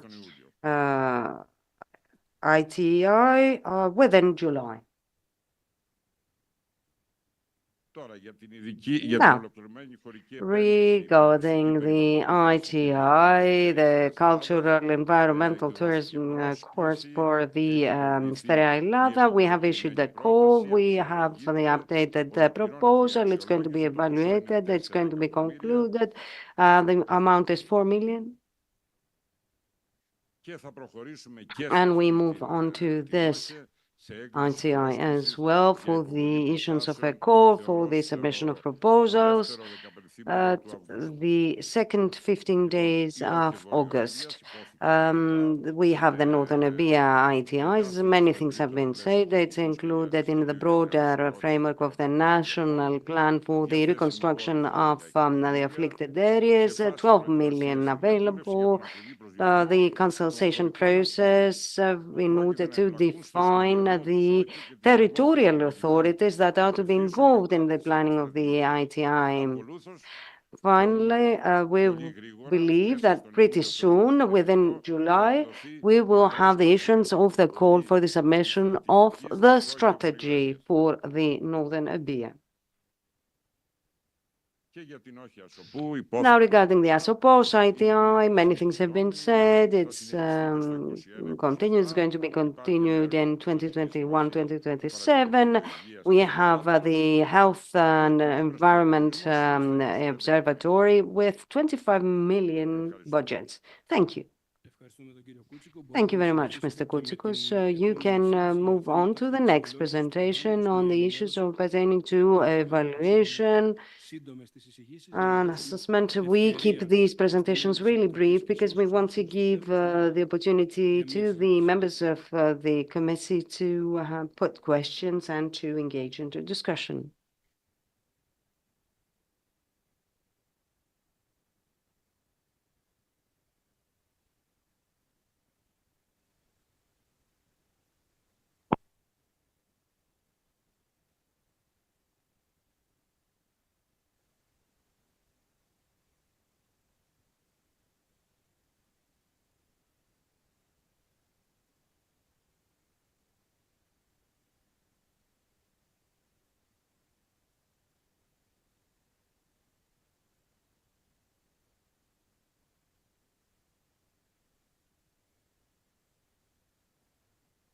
Ωραία, συνεχίζουμε με την αξιολόγηση του προγράμματος Στερεά Ελλάδα 2021-2027. With the evaluation. Το σχέδιο αξιολόγησης του προγράμματος. So we have the evaluation plan, which was approved by the Monitoring Committee on September 15th, 2023, through the written procedure, and it provides for the drafting of 9 evaluations of an overall budget of 442,000. We don't include in these new 9 evaluations the ones that will be done by special services, etc. So these are the 9 evaluations. I won't refer to them. Nominally, you have already received them in the slides that you have received. Within 2025, we'll have the first evaluation for the implementation of the Sτερεά program, bearing in mind that we have the opportunity to transfer it 1 year later. Our managing authority is getting ready to secure the compliance with the program with the provisions of Article 18 that pertains to interim review of the programs. Και του εγκεκριμένου σχεδίου αξιολόγησης. Ολοκληρώθηκαν οριζόντιες αξιολογήσεις. We have completed horizontal evaluations. We have the study for the effect of the NSRF resources for COVID, the evaluation of the impact of the territorial instruments for Greece, 2014-2020, and the evaluation of risk strategies for 2014-2020. The conclusions thereof have been uploaded, and we have also attached 3 infographics of these 3 evaluations. You can see them here, 1, 2, and 3. Thank you. Thank you very much, Mr. Koutsikos. Well, you have, we are reading, have a nice summer. Okay, Ms. Paparizou, regarding the progress of implementation of the strategy for communication and publicity of the program, but following a very brief reference, are going to share with you 2 brief videos on the whole project and for the Evridania project. This is going to be in the event this afternoon, but I think it's worth watching it today. Καλωσορίζω και εγώ με τη σειρά μου στην τρίτη I would also like to welcome you to the third meeting of the Monitoring Committee. Ενημέρωση για την πρόοδο υλοποίησης της στρατηγικής για την πληροφόρηση και την επικοινωνία του προγράμματος Στερεά Ελλάδα 2021-2027. And this is an overview of the implementation course of our program. Let us just point out that the central objective of the communication strategy was to promote the role of the program and its contribution in the socio-economic development of our region, as well as in the implementation of the program's priorities and achieving its goals. We've got 5 goals. One is to create and run a reliable and accessible mechanism providing information and communications on program interventions, to provide constant information to ensure that all stakeholders are receiving this information and these communications, to also ensure that the broader public will realize what the aftermath of the implementation will be, what the results will be. The target groups are, of course, the public, the academia, authorities, agencies. It is a strategy addressed to multiple beneficiaries and even at an EU level, Europe Direct, Europe Enterprise Network, in order to multiply the effect of this information and the reach of that information. How do we implement this strategy? Multiple media, a site which is new, stereaalada.gr, a guide to communication and information. This is the site is constantly updated. Social networks, the use of the press, the radio, and other media. Our budget is 1,210,000 euros. The person in charge is Yannis Koutsikos in the Unit A, in the first unit, and this goal is to achieve the required results, but measuring them based on indicators, performance indicators raised at according to the stage where we are. Overall, we are going to highlight 3 strategic important projects, the ASOPOS ITI, the area intervention, and the primary healthcare intervention. We're going to do that with printing out material, utilizing social media, and so on and so forth, indicatively showing here that in this programming period, we visited projects of the 2014-2020 programming period with members of the European Commission, with executives from our Greek ministry, from our service, with private stakeholders, from private projects, museums, construction here with the regional governor. And as you have been told, as you've been already informed, there is an event that will take place this afternoon regarding the contribution of European funds in the development and growth of Evridania and Sterea Ελλάδα as a whole. We've got participants from the European Commission, elected officials, many other stakeholders taking the floor and making presentations. Thank you very much for your time. Thank you. And now we will be making a presentation of the projects here in Evridania.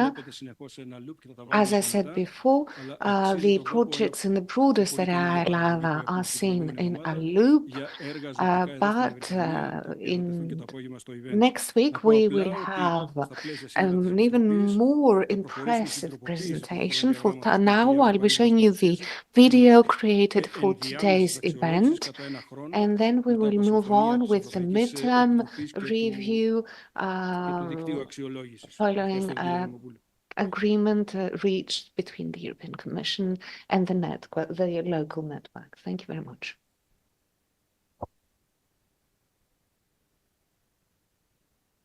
For technical reasons, videos cannot be translated.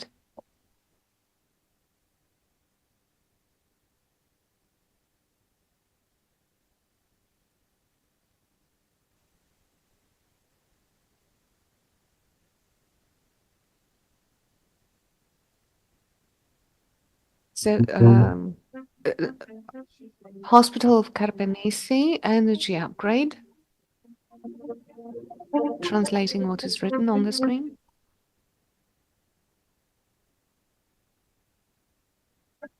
Biological waste treatment unit of Karpenisi, expansion of infrastructure and facilities.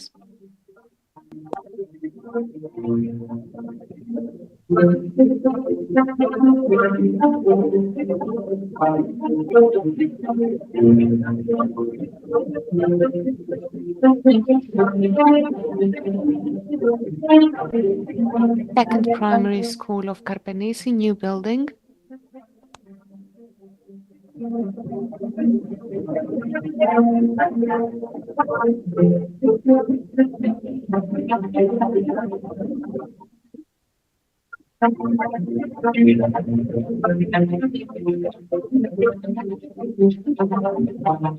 Natural gas network for Sτερεά Ελλάδα, creation of the network. Community center, social grocery, continuation of infrastructure.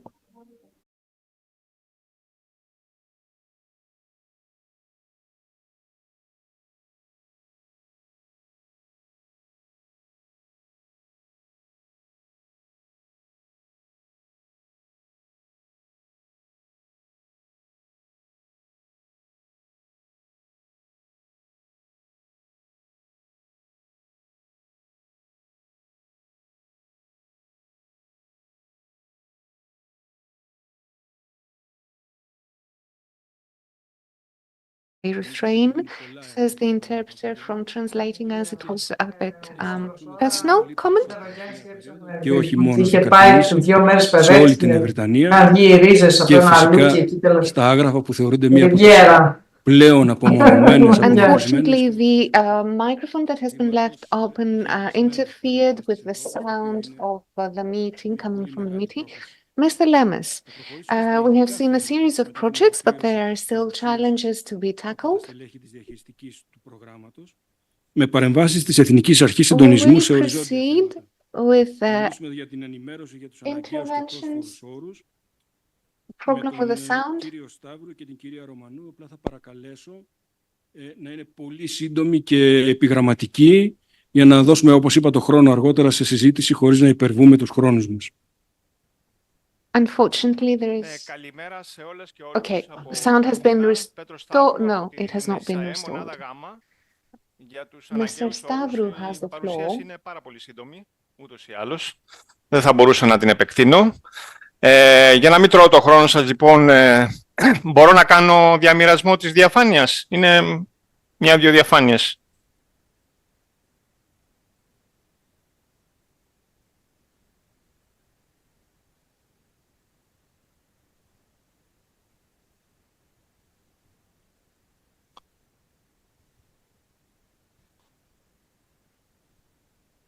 Νομίζω ότι τη βλέπετε. Mr. Stavros saying, I hope that you can see the screen that I'm sharing. It is about the progress made in the approval of conditionalities. According to Article 40 of the regulation, first slide, the implementation calls for the conditionalities. Whereas in the first monitoring committee meeting, we had 11 objectives met, 3 horizontal, 8 thematic ones. With the second, we had the approval of 5 more, turning them all a total of the enabling conditions of 16. And in this monitoring committee meeting, we've got 19 out of the 20 enabling conditions, all horizontal, and 15 thematic objectives that have been fulfilled. The ones that have been fulfilled in between the previous meeting and this one are 2.5, 4.6. 2.5 is the upgrade strategy planning for investments required in water supply and sewage and waste treatment, strategic framework for the policy in health and long-term care. And then 3.1, and these are very important enabling conditions, and it's not by accident that the time that it took for us to fulfill them was long. We've had assistance from the expert group, and according to their feedback, Greece now ranks among the top four countries within the EU that have approved almost all enabling conditions. Only one has not been approved yet. The other top-ranking countries are the Czech Republic, Poland, and Slovakia.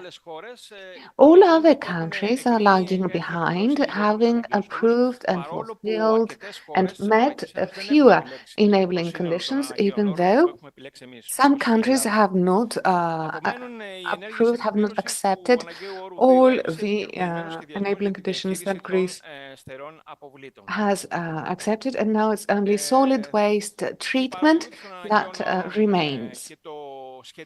When it comes to monitoring and the software, the monitoring mechanism has been set up and is running fully functional with numerous stakeholders coming into play and working together, the MOUSA, the local authorities, and so on and so forth. And then we have a guiding text for all stakeholders regarding enabling conditions. The 5th edition has already been publicized and disseminated. That's what I've had to say. I would like to wish you the best for the continuity of your meeting, for the rest of your meeting. I would just like to point out that we need to have a presentation from the Special Service for Institutional Support and Information Systems regarding control, monitoring and control system. It's a very important presentation that needs to be made by that special service and my colleague therein. Thank you very much. I don't know if Ms. Roma has anything to add. Thank you for waiting. Thank you very much. I thank both the colleague and you for the invitation. Very briefly, I will say a few words about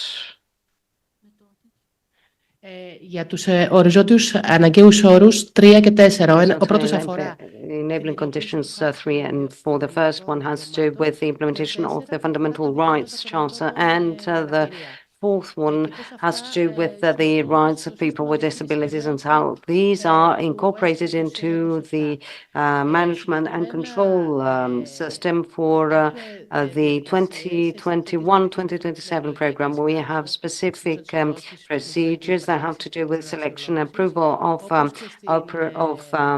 operations and the functional area 1 and functional area 2. We have the monitoring and verification of operations, as well as the risk management that has to do with the management of complaints that have to do with the non-observance of these enabling conditions, more analytically but also succinctly. Within the framework of the issuance of a call, beneficiaries are being informed on their obligation to abide by the national community legislation vis-à-vis public contracts, sustainable development, state aid, equality between men and women, non-discrimination, accessibility for people with disabilities, etc., bearing in mind the Charter of Fundamental Rights. Yet another significant addition to the accompanying documents of the call for this period is a table that includes all questions pertaining to fundamental rights in order for the beneficiaries to be more familiar with the obligations they have during the implementation of the operation, and for the managing authority to use this as an evaluation tool in order to evaluate the compliance.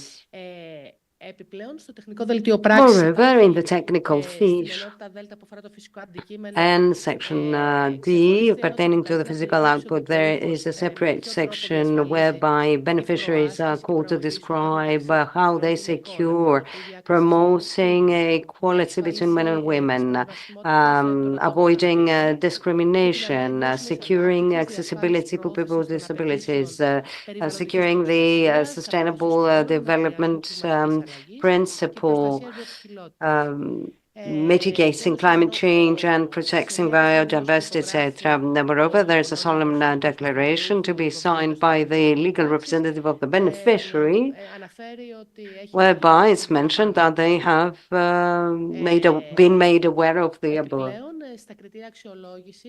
Moreover, in the evaluation criteria, we also include criteria pertaining to the observation of the institutional framework on the equal treatment between men and women, providing for accessibility for people with disabilities. And this is an exclusion criterion in case these criteria are not met.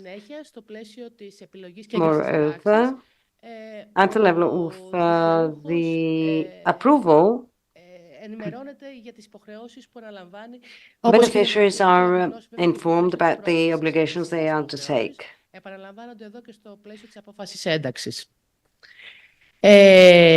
Τώρα στην λειτουργική περιοχή που αφορά την παρακολούθηση και επαλήθευση πράξεων. The functional area pertaining to the monitoring and verification of operations, there's check whether there is any divergence from the conditions and terms.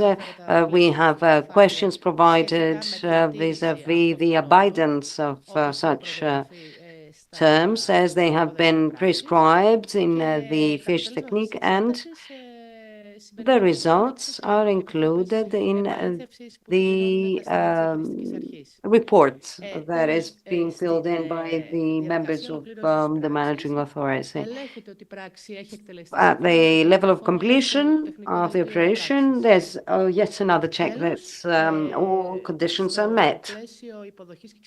Finally, at the level of examination of complaints, as a record of complaints with separate fields, whether this is a breach or violation of principles or the rights of the Fundamental Rights Charter, or whether this violation and complaint has to do with the rights of people with disabilities. Finally, another obligation is to inform you about the potential breaches, the results of their examination, and the final results.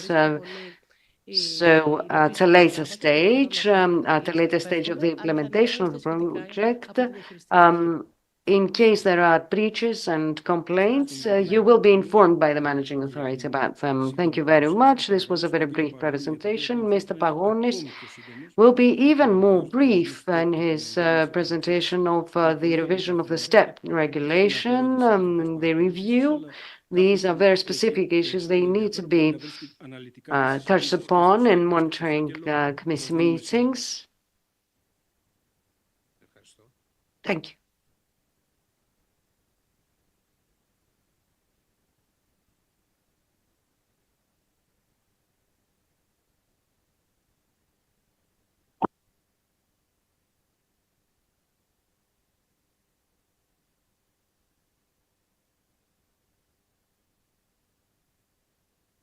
Θα πούμε λίγα λόγια για την πλατφόρμα STEP. A few words about the STEP platform, which was approved on March 1st, 2024, aiming at enhancing small, medium, and large enterprises in sectors such as advanced technologies, quantum computers, artificial intelligence, ταχύτατα δίκτυα επικοινωνιών, βιοτεχνολογίες, communication networks, biotechnology, green energy. So within this framework, we had the mobilization of resources from the European Commission, resources coming from direct management programs such as Horizon, EU Health, Digital Europe, InvestEU, other programs from shared management where we had cohesion policy programs and the RRF, Recovery and Resilience Fund. Όπως είπαμε, πεδίο εφαρμογής. We've already mentioned the scope of application, digital technologies, clean and efficient technologies, biotechnologies. Now, the aim is to develop and produce such critical technologies to enhance all the value chains that are associated with these critical technologies and to tackle lacks and gaps and in skills of the labor force. This is the STEP platform. Στα προγράμματα του ΕΣΠΑ, προκειμένου να ξεκινήσουν. There is a possibility for the ESPA programs to start immediately with implementation of such actions. More specifically, there can be a new axis created through funding from their flexibility funds that they might have. These are in the financing tables, approximately amounting to 1/7 of the budget for each operational program. So with this amount, they are able to finance a new priority axis. And if all flexibility amounts under an operational program are used, such a program may be exempted from interim review that is to be held in 2025. Now, vis-à-vis this interim review that will take place 1 year from now, by March 31st, 2025, where we must have sent the European Commission the proposal for the interim review of the operational programs, the main point of which is the reallocation of the performance reserve, or rather, correct to speak, the flexibility amount of the operational programs within the operational programs, bearing in mind both the recommendations of the European semester as well as the progress of implementation of the National Action Plan for Energy and Climate. Also bearing in mind the progress of the member state in the implementation of the principles of the European Pillar of Social Rights and the results of interim evaluations and the progress of achievement of milestones as seen in December 31st, 2024. Also, the special service drafted a relevant study that has to do with the A, B, C, and D points. And after October, it's going to be sent to the managing authorities in order for them to take into account the results pertaining to the interim review. I don't think that there's anything else. The results of this interim review will either lead to the reallocation of the flexibility amounts amongst the priority axis within a program or to shifting some amounts from one operational program to another one. So That's mostly it.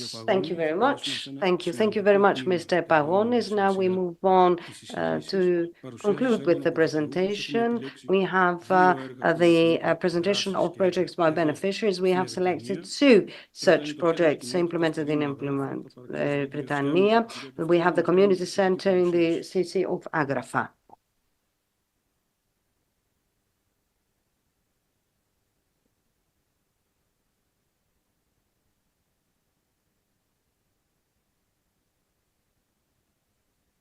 Όχι, έτσι θα τελειώσουμε, που είμαστε στο τέλος. Όχι, σιγά μου πως Ωραία. Καλημέρα και από εμένα. Να πω λίγο τι είναι τα κέντρα κοινότητας. Let me just start by saying what community centers are. They are structures that have been designed by the Ministry of Labour, Social Security and Social Solidarity. They were established within municipalities and initially funded by the PA 2014-2020. They are still being financed under the 21-2027 programming period funds. All community centers are the first contact point between citizens and social services of each municipality, tackling services provided at the municipal, local, and regional level. When it comes to the municipality, the city of Agrafa, the community center is at Western Fragista in the municipality building, staffed by 2 social workers and 1 administrative employee. They are there to help and all citizens with problems, social problems for themselves or members of their family, such as unemployment, living problems due to disability or aging, social exclusion, family violence, delinquency, neglect, and so on and so forth. We try to guide them towards receiving state benefits for the unemployed and so on and so forth.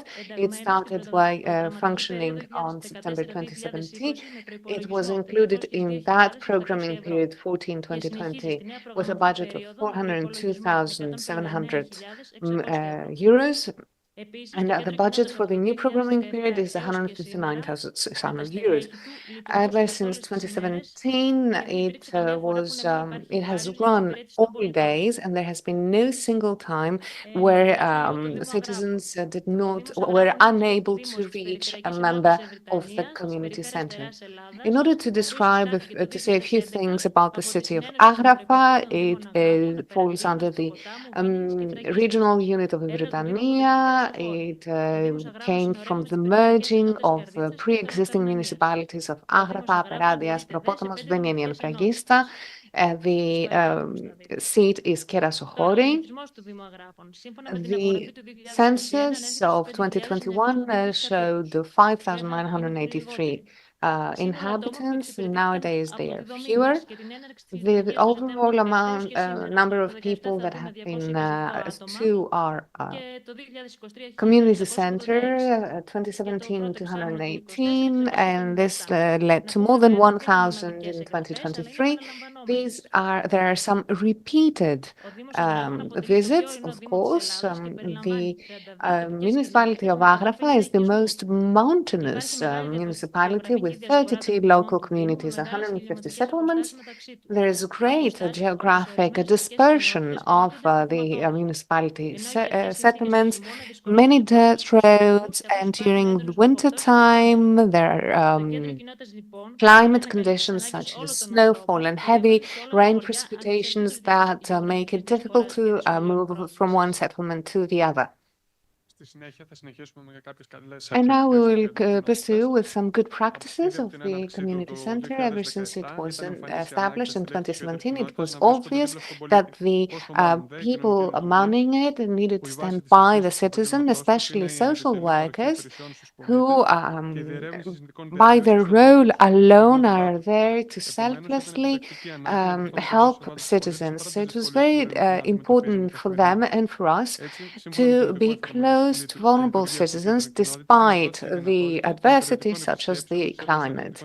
And according to the guide for the implementation and running of community centers, we were allowed to periodically visit other social community centers and other places in order to better assist citizens. And when there was no technical equipment that was in place, we would visit that place, we would visit that site in order to help our fellow citizens. And sometimes we have to cover more than 20 kilometers or 60 kilometers from our own community center in order to assist our citizens. In the Agrafa municipality, there is no social service, which means that the community center covers that need. Our goal is to provide social services to all our citizens, and despite the fact that we feel understaffed, we strive to assist the municipality, and we participate in committees looking into the rights of vulnerable citizens faced with a crisis or a problem. We also participate in working groups and other committees. Στα πλαίσια λειτουργίας έχουν πραγματοποιηθεί και πραγματοποιούνται κάποιες δράσεις ευαισθητοποίησης και ενημέρωσης. During our operation, we've also participated in information and awareness-raising actions. We also help purchase common commodities, basic commodities that are then distributed by us to people who are aging, to people who have difficulty in accessing major villages. We try to resolve conflicts. We have run an online presentation on domestic violence or gender-based violence in order to reinforce and support women. With the assistance of Mr. Sakelaropoulos, we run a presentation, an online presentation on stress management and self-help. And now a short video.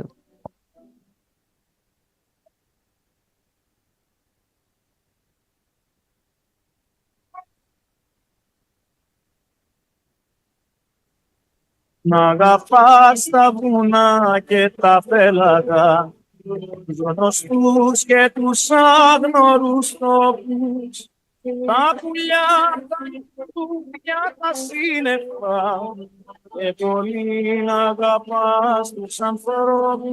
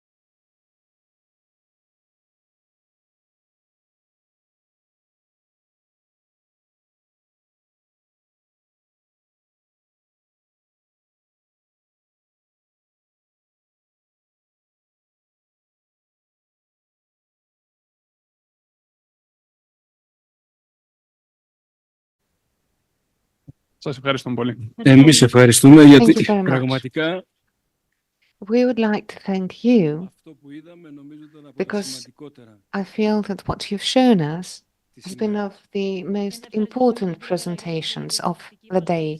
And I would like to thank Mr. Karagiorgos from the Managing Authority that helped us take off, and from the welfare state, Ms. Tsunitoni. Moving on with the presentation from Ms. Karakosta from the Regional Authority of Britannia regarding the landscape planning of the Padavrechi Canyon. I think it's one of the most important projects.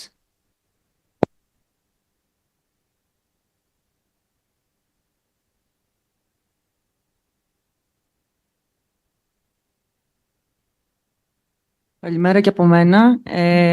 Είμαι υπάλληλος της Περιφερειακής Ενότητας της Βρυτανίας. I work for the Regional Authority of Britannia. I am an engineer and we were called upon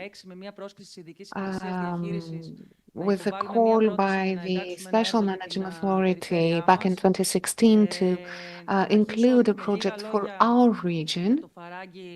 Let me start by saying a few things on the Padavrechi Canyon. You probably have heard of it from the media, from mass media. Padavrechi in Greek means always raining. It is on the bed of the Krikylopotamos River in between the settlements of Roskia and Stournara in the Karpenisi municipality. It's one of the most impressive areas in Evrotonia as regards the beauty of the landscape, the biodiversity, and the variety of that we see in the natural relief, a very strong relief shaped by a mountainous region, lots of surface water, and the flora and fauna of this region. It is impossible to depict the beauty of this place via an image, via a picture. In order to gain access to the Padavrechi Canyon, we have 3 routes.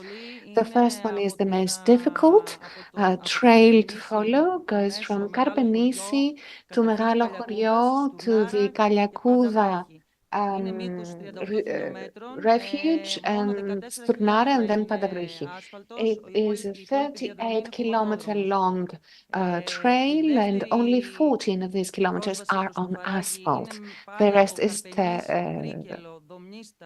dirt road. And then we have mid-difficulty trail, Karpenisi, Krikilo, Domnista, Skopia, Agios Charalabos, Castanula, Rosca, and then Padavrechi Canyon.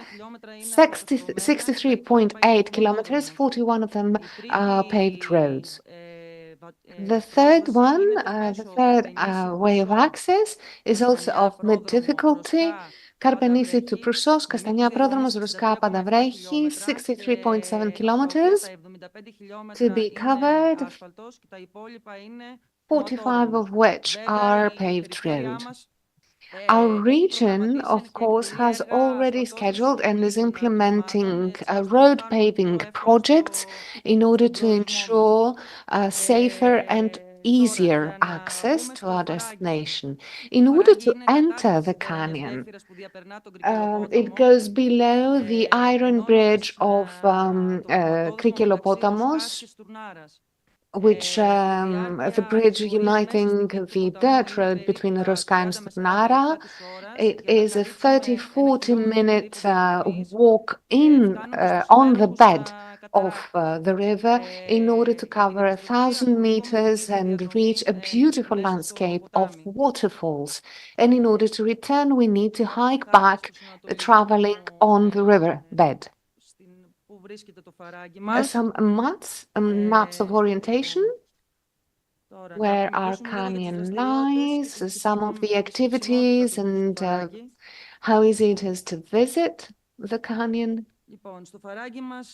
In our canyon, people can can rock climb, they can hike, they can swim when they get to the waterfalls, they can spend the night outdoors, and given the dirt roads that make up for some of the route to be followed, we allow off-road driving activities. For the past few years, it has been a very important pole of attraction for tourists. More than 2,500 people from Greece and abroad utilized organized tour operators in order to visit Padavrechi Canyon. And in addition to them, another 2,500 people visit the canyon without using tour operators. There has been a recent switch to alternative tourism and nature-loving tourism, which has increased the number of tourists visiting our canyon. Based on the bottom-up approach that was established in collaboration with the Agricultural University of Athens, this is a questionnaire showing the views of visitors to the canyon. Most of them ask for a better road network to reach the canyon's entrance point. Στην διαμονή του εκεί, όπως As well τουαλέτες. as some facilities for their overnight stay there, such as chemical toilets, chemical restrooms, some kind of tents or camps. Some hiking trails need to be improved, and there needs to be a parking area for cars of visitors. Following this survey,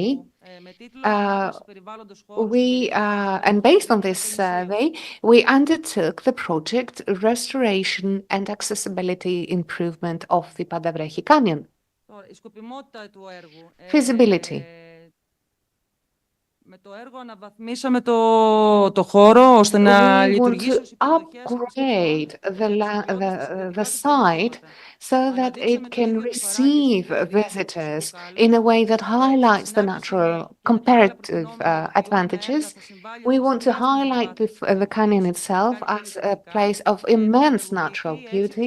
We want to combine and merge this with other projects either underway, other envisaged in order to improve the tourism aspect and dimension of the broader region. And there is substantial financial benefit to be gained with the opening up of new jobs and so on and so forth. So we also want some deliverables. For example, we want people with disabilities to be able to reach the riverside area with the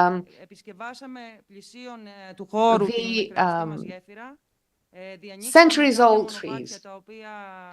We want the hanging bridge to be repaired and restored, a trail to be opened towards the bridge and after the bridge, a kiosk to be created on the road to access the river's bed, as well as a parking area that needs to be created. As regards the background and the implementation progress, back in 2015, the Special Managing Authority approved, or rather issued a call. We submitted a petition in 2016. 2017, there was the decision to be included in the projects to be implemented. There was a large delay in between. As well as in the drafting of the public contracts, because many stakeholders needed to be able to intervene, such as the forestry authorities. In 2022, the contract was signed, and November 23, we finalized the project. We completed the project. I don't think there is anything more to say. Here is the before and after pictures. So thank you very much for your attention. Here we see the restroom facility that has been created. It also double serves as a locker rooms for people to change clothes after exiting or before entering the canyon. Some areas for rest. As you can see, supply of running water, a source of running water, the repair of the hanging bridge, the opening up of the trail, the kiosk created close to the Stournara settlement, and the kiosk created next to the iron bridge on the exit towards Roska. Thank you very much for your attention. I hope that we will all have the opportunity to visit the Padavrechi Canyon. Thank you, Ms. Karakosta. Well, we were thinking about visiting the gorge tomorrow, but we would have to be the visit only to the gorge and not to any other project because of the difficulties of access. But I think that anyone who wishes to go close and see the interventions would be welcome, more than welcome. Now we move towards the end of this meeting, and now it's high time we gave the floor to the members of the committee and anyone else to intervene, to put questions and to engage into discussion. But I'd like to ask those of you who wish to be given the floor, please state your names and the agency for which you've been working. Mr. Lemas, I don't know if you can hear me. I'm calling from Zoom. Can you hear me? Yes, please. My name is Demosthenis Avagiotis from the National Transparency Authority, and I'd like to have an intervention. Oh, I do apologize. I thought that you were going to send this into the minutes. But we're all ears. So thank you very much for the invitation. I was supposed to be with you, but unfortunately I didn't make it, and I hope that next time I'll be there with you. So I'll try to be very brief because we had a very interesting presentation, which was quite concise. Now, with regard to the limits and out of jurisdiction, allow me to say a few words regarding the complaints and objections for the European Transparency Authority and to AFCOS. I don't know if you are able to follow my presentation. Please let me know if you can see the slides. Αυτό με ενδιαφέρει. Βλέπω σε μένα ότι κινούνται. Δεν ξέρω αν βλέπετε αυτό. I don't know if you are able to see the slides changing. Please confirm. Yes, we do see that. Now, what I wanted to say is that there is an overall number ως 14-20 είναι και αυτό το πρόγραμμα που ουσιαστικά ήθελα να αναφέρω και εδώ. To the operational program 1420. Της Στερεάς Ελλάδας, όπου υπάρχει το σύνολο των 9 We have 9 complaints for the Sτερεά Ελλάδα project. You can see the type of complaints. I won't enter into details. I'll send you the presentation in order for you to have a better picture. What I wanted to say, and what is important, is that the examination of these complaints has been completed. So this pertains to the period from 2014 to 2023. Nine have been the complaints. 2 of them are still under monitoring. We've had 13 cases of suspicion of fraud, 56 cases of deviations. In 3 cases, we have found disciplinary complaints. Already, we have the special address or email address as of 2023. We have uploaded this on the platform, and citizens are informed. We have had so far 164 cases of complaints. I'll skip these transparencies. Let me tell you that we protect the financial interests of the European Union, and I'd like to say that there's an excellent cooperation with those responsible for the Sτερεά Ελλάδα project, Mr. Lemas, Mr. Koutsikos. I'd like to thank them personally.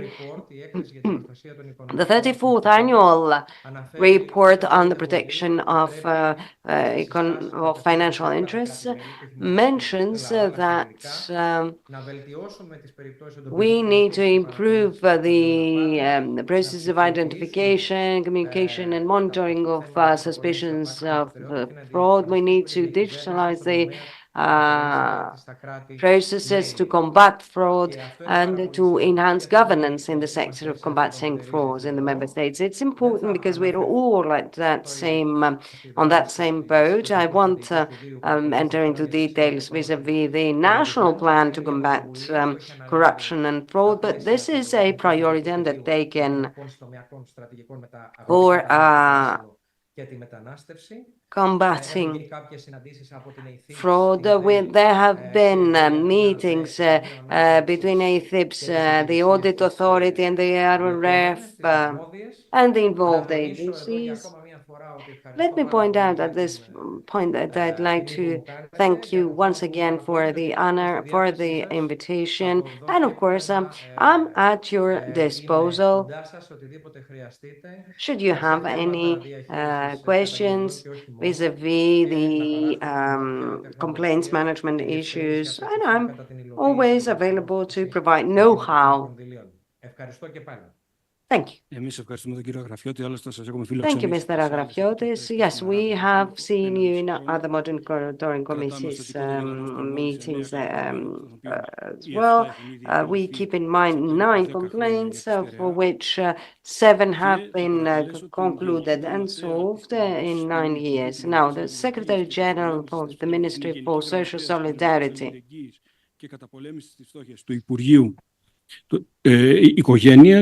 Την κυρία Στεφανία Αθανασίου είχε ζητήσει νωρίτερα το λόγο.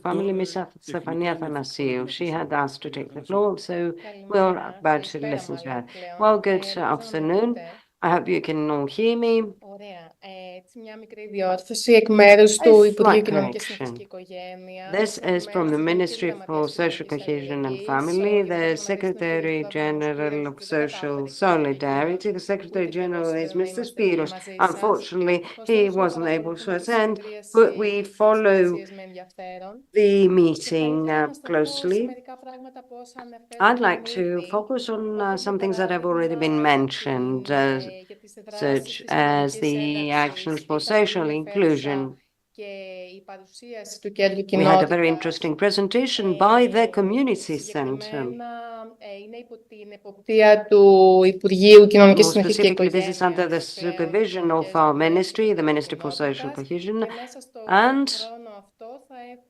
in this coming year, we'll have the feasibility study and a new plan for such services. Επίσης, είδαμε ότι θα υπάρξουν και κάποιες προσκλήσεις για νέα... We also saw that there are going to be new calls for some new daycare centers for the elderly in the Στερεά Ελλάδα region, and would like to confirm that both the Secretariat General will be close to the region, to the agencies. Όσον αφορά τη μακροχρόνια φροντίδα... Now, with regard to long-term care, what was mentioned by the Mayor of Agrafa, Mr. Gardavikis, as to the difficulties of accessibility in the area and the percentage of the elderly in this area, we'd like to let you know that within this year we are going to launch actions for a long-term care action plan, bearing in mind the factors such as enhancing and strengthening communities, provision of services for difficult to access areas. Another thing we heard, είναι οι δράσεις για την κοινωνική οικονομία. Actions on social economy. I don't think that there are plans yet on that, but I think that the local community of the region may become more active in that, particularly in the Evridania prefecture. And I'd like to share with you that I have been born and raised in the municipality of Agrafa, so I can really understand what we're talking about. Now, from the side of the ministry and the side of the secretariat, we are here to support any need. Thank you very much. Thank you, Ms. Athanasiou. We see that we are starting to hear the interventions. Please let me know who would like to take the floor next. Anyone from the committee or the commission? Καλημέρα και από μένα. Είμαι ο Λεωνίδας Μίχος. Leonidas Michos from the Hellenic Confederation of People with Disabilities. Now, regarding accessibility, we heard a lot about that. To us in the National Confederation, this is a significant issue. Please correct me if I'm wrong, but I don't remember whether, together with the term accessibility, you have also included the term to render something accessible. I mean, if we are going to build a health center, we'll have the parking lots, we'll have the health center accessible, but we won't be able to reach the health care center from the parking lot. Well, we need to have accessibility plus accessibility for the people with the disabilities. This has to be a special kind of accessibility. Let me share with you this experience. It was no surprise for me. Η περιφέρεια και συνολικότερα γίνονται. So significant projects that are being undertaken for people with disabilities. As an agency, we have 4 shelters of supported living, and they were 4. And only 15 days ago, we agreed with a private owner of an apartment to rent their apartment to have a new shelter. Unfortunately, we were chased away by the owners of the other apartments. What do I mean by that? Υπάρχουν δύο σημαντικά θέματα τα οποία θα πρέπει να δούμε. There are 2 significant issues here. Υπήρξε ένα πρόγραμμα το οποίο έγινε στην περιφέρεια. There was a program in the region of the Peloponnese, το οποίο είχε αναλάβει η Εθνική Συνομοσπονδία, undertaken by the National Confederation. And I think that there was a similar one in Western Greece as well. And through this program, there was awareness vis-a-vis the people with disabilities. Ότι επειδή μεταξύ των ιδιοκτητών στη Γενική Συνέλευση που είδαν ομοφοβικά. Well, as I've told you, owners of other apartments were really against people with disability using the building. Some of them were teachers or doctors.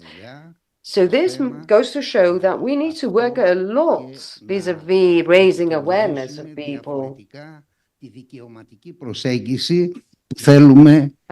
vis-a-vis the communication of the rights of people with disabilities. Το δεύτερο θέμα έχει να κάνει με τις υποδομές. This is one thing. The second thing has to do with infrastructure. I've repeated it time and again. This is why it's important. I think that with the SUZ programs will have progress. We do have mature projects that can include us as well. Το δεύτερο και τελειώνω για να. And a second significant issue to conclude with, in order not to take more of your time, is deinstitutionalization. In 2023, we had important institutional steps taken regarding adolescents. Currently, deinstitutionalization in people with disabilities is valid for adults, for the people above 18 years of age. So a lot of work has been done by the previous ministry regarding adolescents, regarding people aged 12 to 18. We need to do something about children as well, because we are talking about children with disabilities, and currently there are no structures, there are no buildings, and such children have to go to the old orphanages that have remained as they used to be in the past. There haven't been any improvements on that. And another intervention regarding deinstitutionalization has to do with a personal assistant. This is a private program, a pilot program, excuse me, and I hope that by 2025 we'll see to it that all people with disabilities will be able to remain at home using personal assistance. A third issue, on the occasion of what the Secretary General said, has to do with social economy. People with disabilities and social economy. Now, we need to have an institution for protected employment. There can be no progress vis-à-vis people with disabilities if there is no protected employment. So we think that the path has been paved. We have met with the minister. We tried to promote this issue of employment. Thank you. Thank you for this significant intervention. And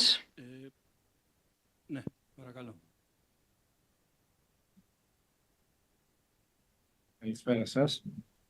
Ονομάζομαι Πασπάλης Δημήτρης. Είμαι ο πρόεδρος του Paspalis Dimitris, President of the 8th Regional Department of the Chamber of Economics in Greece, representing three regional departments, Theotida, Evrytania, and Phokida, as well as Evia and Viotia. All these years I've been following the ROPs, and as an accredited institution regarding issues pertaining to society, I would like to invite you to open up a dialogue with us so that we can see how we can become partners in some measure in order to implement sections regarding entrepreneurship and economic growth. This was my intervention, a call for collaboration, and my congratulations to all the progress made, for all the progress made so far. Thank you very much for your comment. Next. Good morning, Executive Unit of the PA. Thank you very much for your presentations. I would like to speak of the Shipping Industry Academy that was established back in 1955 for mercantile marine studies. We get captains or crew members for the mercantile marine fleet graduating from that academy. I have contacted the managing authority and the pertinent department looking into a similar action that was run in the previous programming period at a lower scale. However, we believe that there needs to be a focus on this academic field, taking into consideration community law, recent technological developments, and I would like to also say that we have concluded a mapping punctuating specific needs for the equipment that the school does not have right now. So maybe that would include an aspect pertaining to the budget or part of the budget to be allocated for this academy. We believe that it would highly contribute to the local, regional and national development and growth. Thank you. Thank you. The Academy of Kimi was one of the final projects to be included in the end of the previous programming period. I think you are well aware of that. 8 years down the line, you see of the first, programming period, and now you're asking for the inclusion of another academy. I think that it is a given, almost a given that it will be included. I would like to say that I initially spoke of the call for a submission of proposals for accessibility for people with disabilities to certain universities, such as the University of Thessaly. The reason why I did not include the Academy of Kimi was the fact that this was a call issued by the Ministry of Education. However, alongside this, with the managing authority, we have come to an agreement that such actions may have a potential beneficiary, the Academy of Kimi included as a potential beneficiary in projects to come, because we feel that it is very important for us to allow for accessibility in that academy as well. Good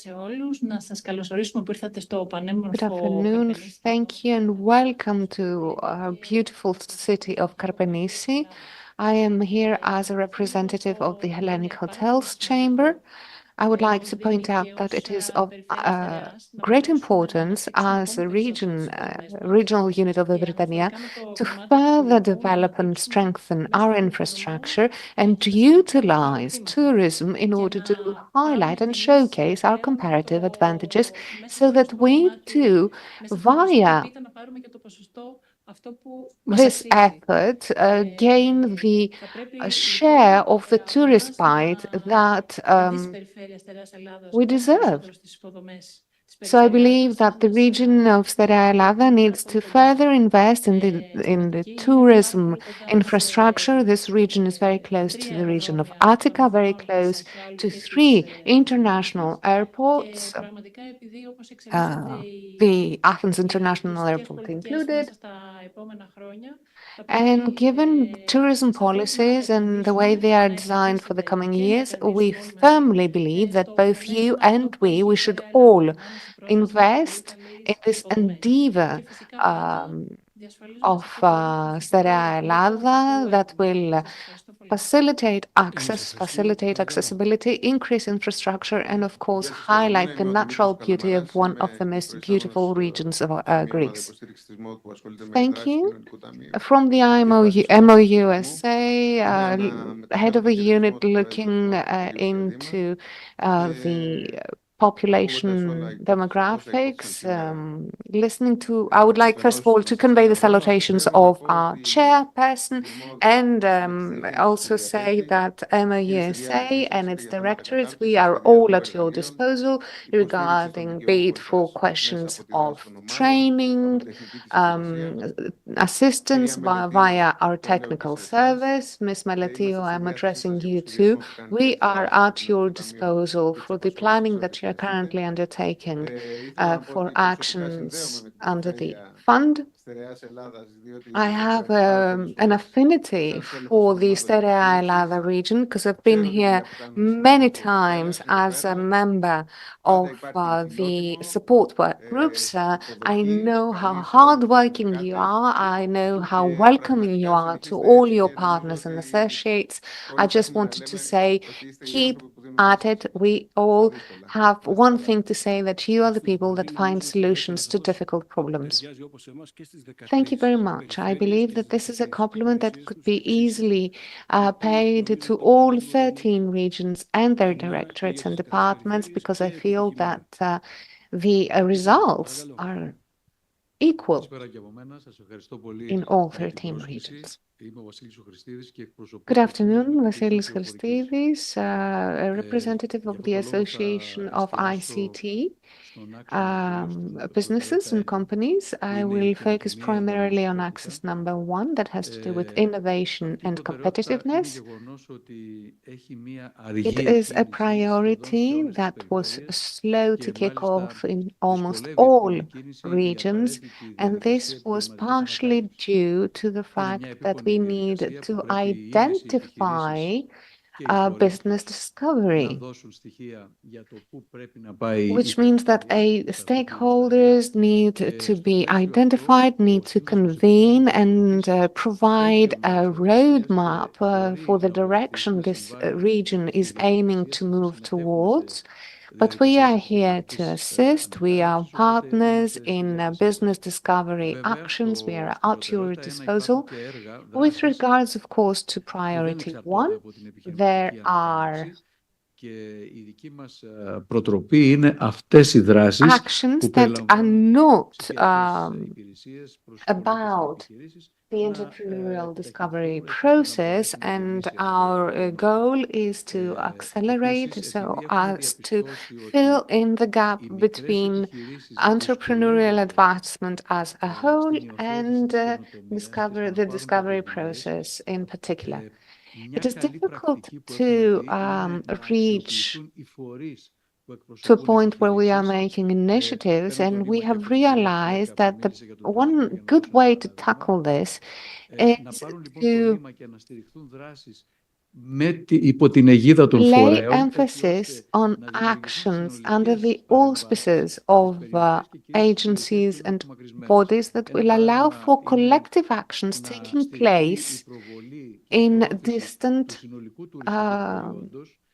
or hard to reach areas. One thing that could be done is to see the product sold, for example, the tourism product sold, because all businesses want to do their best, but for small-sized enterprises, it is very difficult for them to grow on their own. But the establishment of hubs has been proven to yield results at a local scale. Thank you very much. Thank you. I would like to add something important that I left out regarding the Hellenic Chamber of Hotels. We are currently running a program which is called Philoxenia Hospitality that introduces primary school first graders and second graders to my hospitality. So introducing children to what hospitality means, not necessarily meaning that they will enter into a HoReCa job down the line, but rather broadening the horizons of children regarding jobs that fall under the tourism industry. We would like the assistance, we're seeking the assistance of the training and educational departments of the region of Sτερεά Ελλάδα in order to expand this program. This program has been adopted and will be adopted next year in the primary school, elementary school of Karpenisi. Children from the first couple of grades in this program have already been given tours in facilities depicting how hospitality works. So we are asking for the assistance of the education department of the region in order to provide this certified and approved of the Ministry of Education program to the children of primary schools in Sτερεά Ελλάδα as a whole. And as of next year, we will have a similar program for high school pupils. Thank you very much. Thank you for inviting me. I'm here on behalf of an environmental organization, NGO, the Association of Friends of the Forests. I am the president of this association that has been around for 32 years already. Starting with energy upgrades that we've already discussed, it's very important given the fact that we are going through the climate change, the climate crisis that everybody has acknowledged. However, we are discussing energy upgrades, but we didn't hear anyone speaking of saving resources. And it's like we're chasing our own tails, because we're constantly seeing that energy consumption, unfortunately, is increasing. And we're trying to come up with measures to halt it, to check it. However, it's not just about the origin of this energy. Is it a fossil fuel? Is it an RES? They all have an environmental footprint. It's about prioritizing saving, energy saving, which to us is the top priority. Upgrade, of course, being a priority that we are encouraging and saluting. Another thing, we spoke of environmental sustainability, preventing and managing risks. These are all very important. The governor himself spoke of how to protect against wildfires, against floods. We see how climate change has already struck us, so anything that had to be done yesterday. But let me point out that right now we are witnessing an environmental crime. The three final laws that have been passed in the past 3 years, which have to do with civil protection in brackets, that are by HEDNO and ADIE, IPTO. Instead of earthing all the overhead cables that can give rise to wildfires. Wildfires difficult to check, difficult to restore the forest once it has been burnt down. Instead of doing that, they are proceeding to cut down trees everywhere. And I'm guessing that the governor has been a witness to that from the window of his office. People are preemptively cutting down trees to save them from being burnt down. And take into consideration how many trees have been cut down under the pretext that if not, they might be burned down. And I will unfortunately not even chance to ask how many have been planted, because I know none. Forests are at risk. We cannot manage forestry if our forests are vulnerable, and we need to strengthen all responsible bodies, the forestry office, the fire brigade, as well as the volunteers, which is something that in our country we are still disregarding. A few things about environmental management. There are so many things to discuss. Let me just say, says the chairperson, that we need to remain within topic. Okay. When it comes to water supply, water management, and water treatment, it's very important. We need to resolve the obvious obstacles and mistakes that are currently at play in order to reverse climate change. Thank you very much.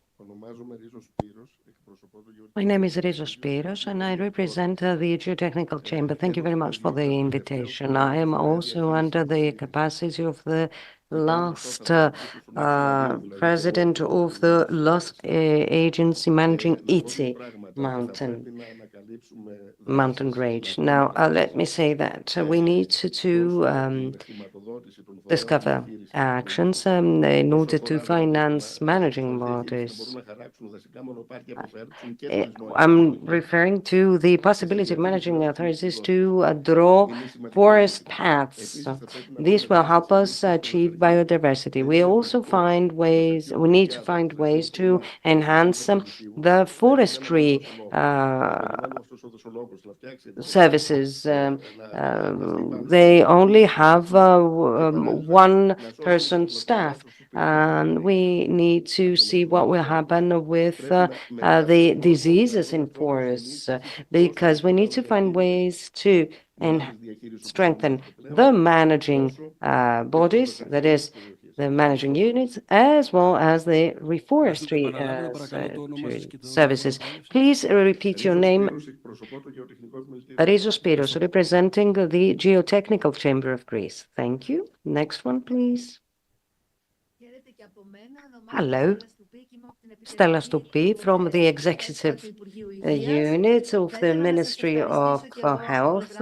I too would like to thank you for this very nice hospitality and for the cooperation that you have developed both with the Executive Unit as well as with the 5th Health Region within the framework of the region of Sτερεά.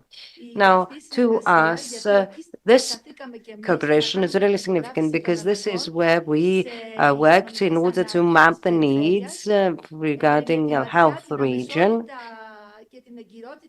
in this immediate and direct way.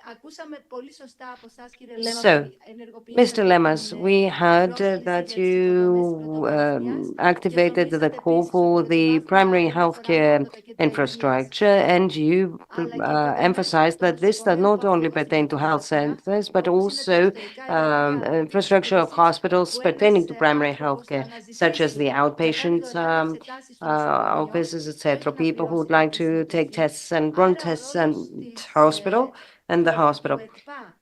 So the role of the RDF here, the RDF projects in the health region, is important regarding access for people to health. I heard an intervention by someone talking about the accessibility and access to healthcare centers. I think that if it were Mr. Saretis would take this into consideration. Okay, I didn't see you, Ella. So any infrastructure that has to do with access and accessibility will be covered by the call for the primary healthcare services. Let me tell you about the ESF, that we go on with the actions for the local healthcare centers, the TOMIs. As of 2025, these will go under the ordinary budget of the Ministry for Health. I'm talking about Lamia, Amphissa, Thiva, Vasiliko, and Drosιά, if I'm not mistaken.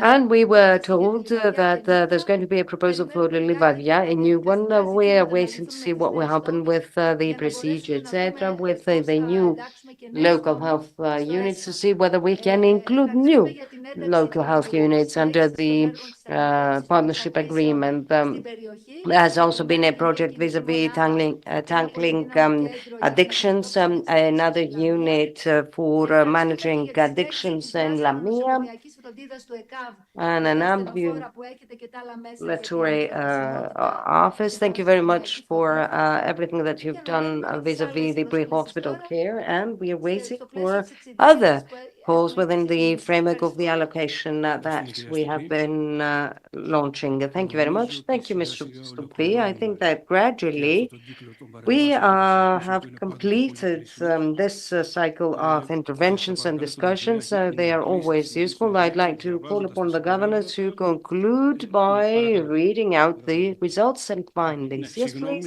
Oh, I do apologize. Yes, we forgot about our colleagues from the European Commission, Ms. Meletiu. Thank you. Two different separate comments.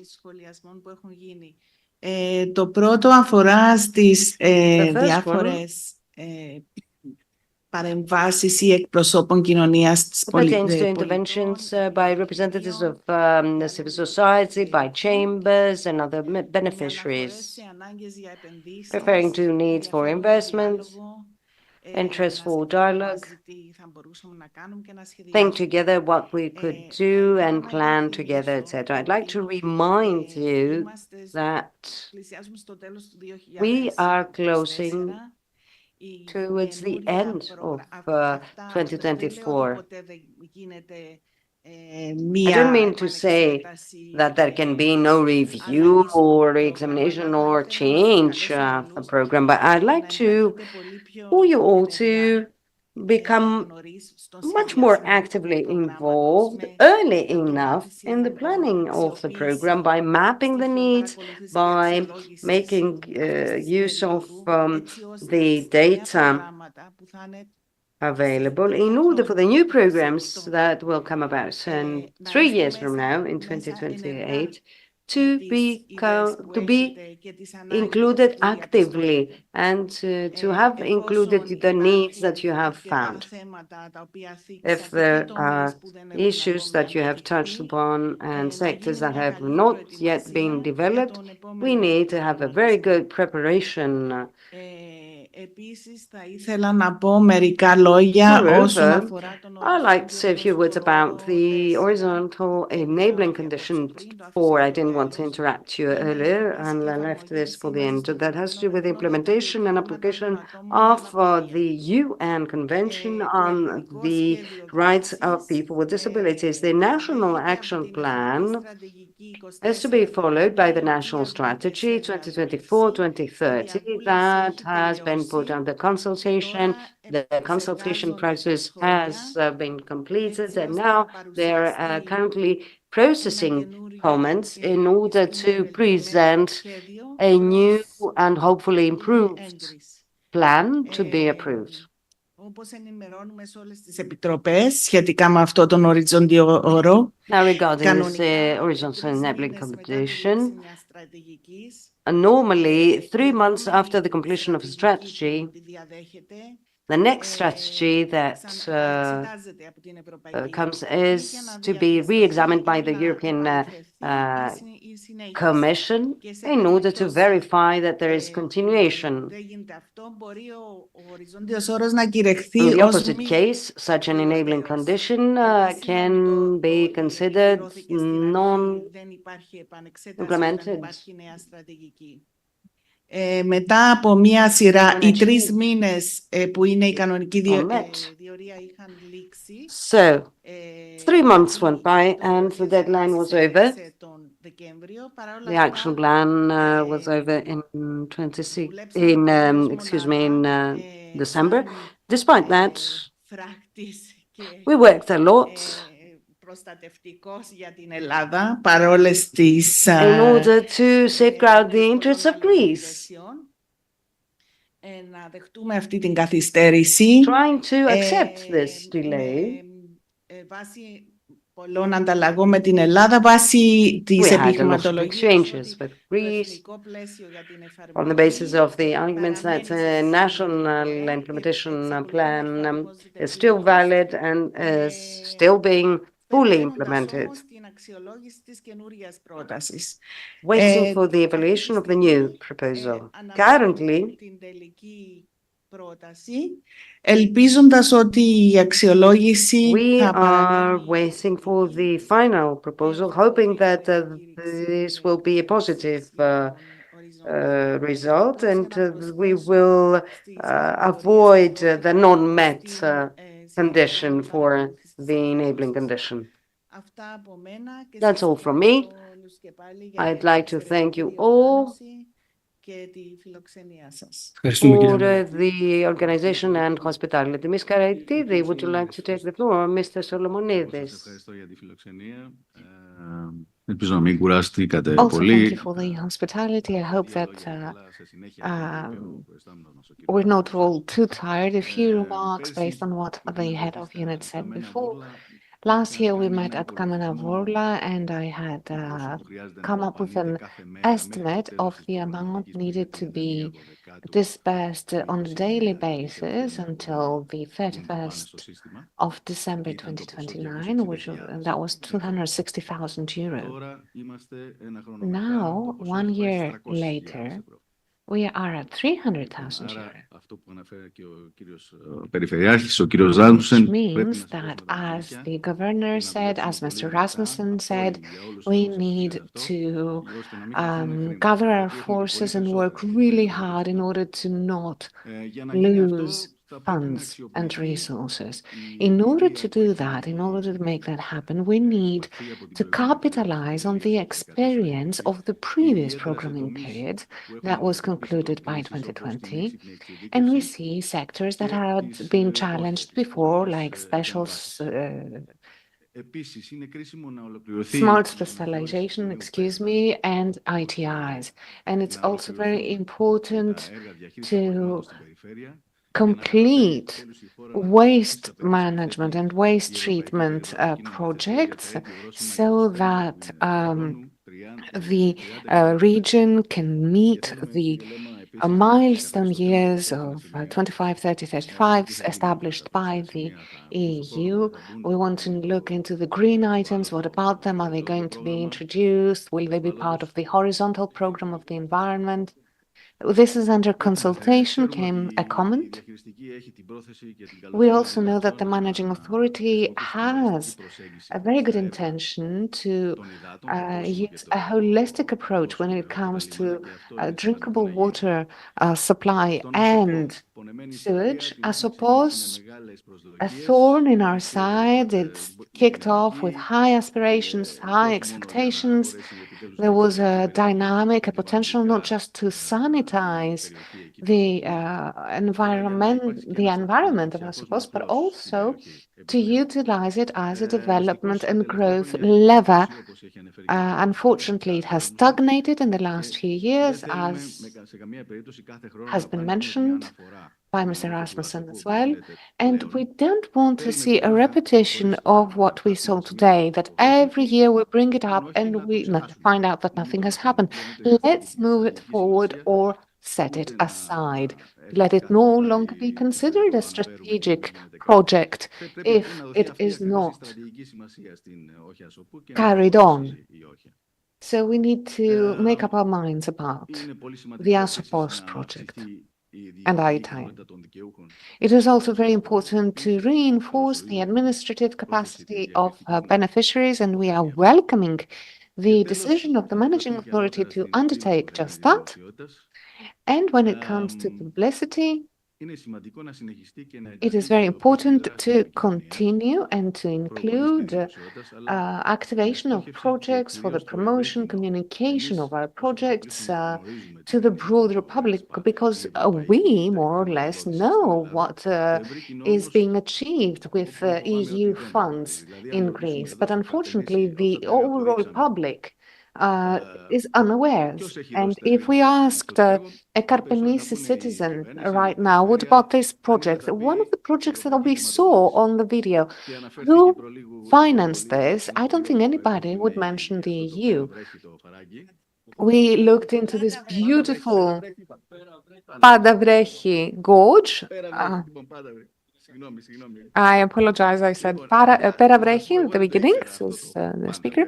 I had not heard of that gorge. When I learned about it because of this meeting, I looked into it, and I came across an article stating that this was a project that was concluded. And this article from the newspaper Ta Nea spoke of the project,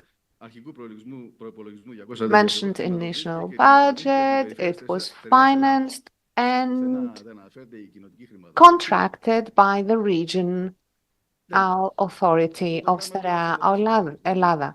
There is no mention of EU funds being channeled into this project. This needs to stop. There needs to be emphasis laid on the fact.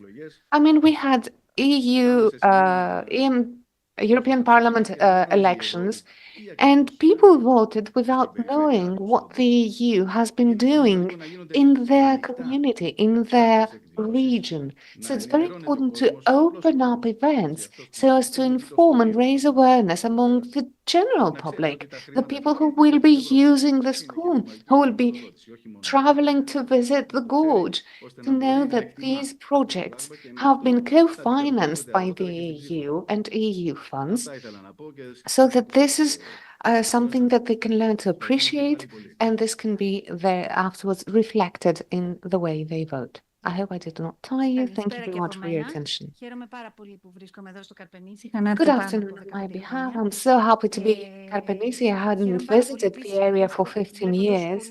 And I'm also very, very happy to see so many bodies and agencies participating in this meeting, usually in monitoring committee meetings.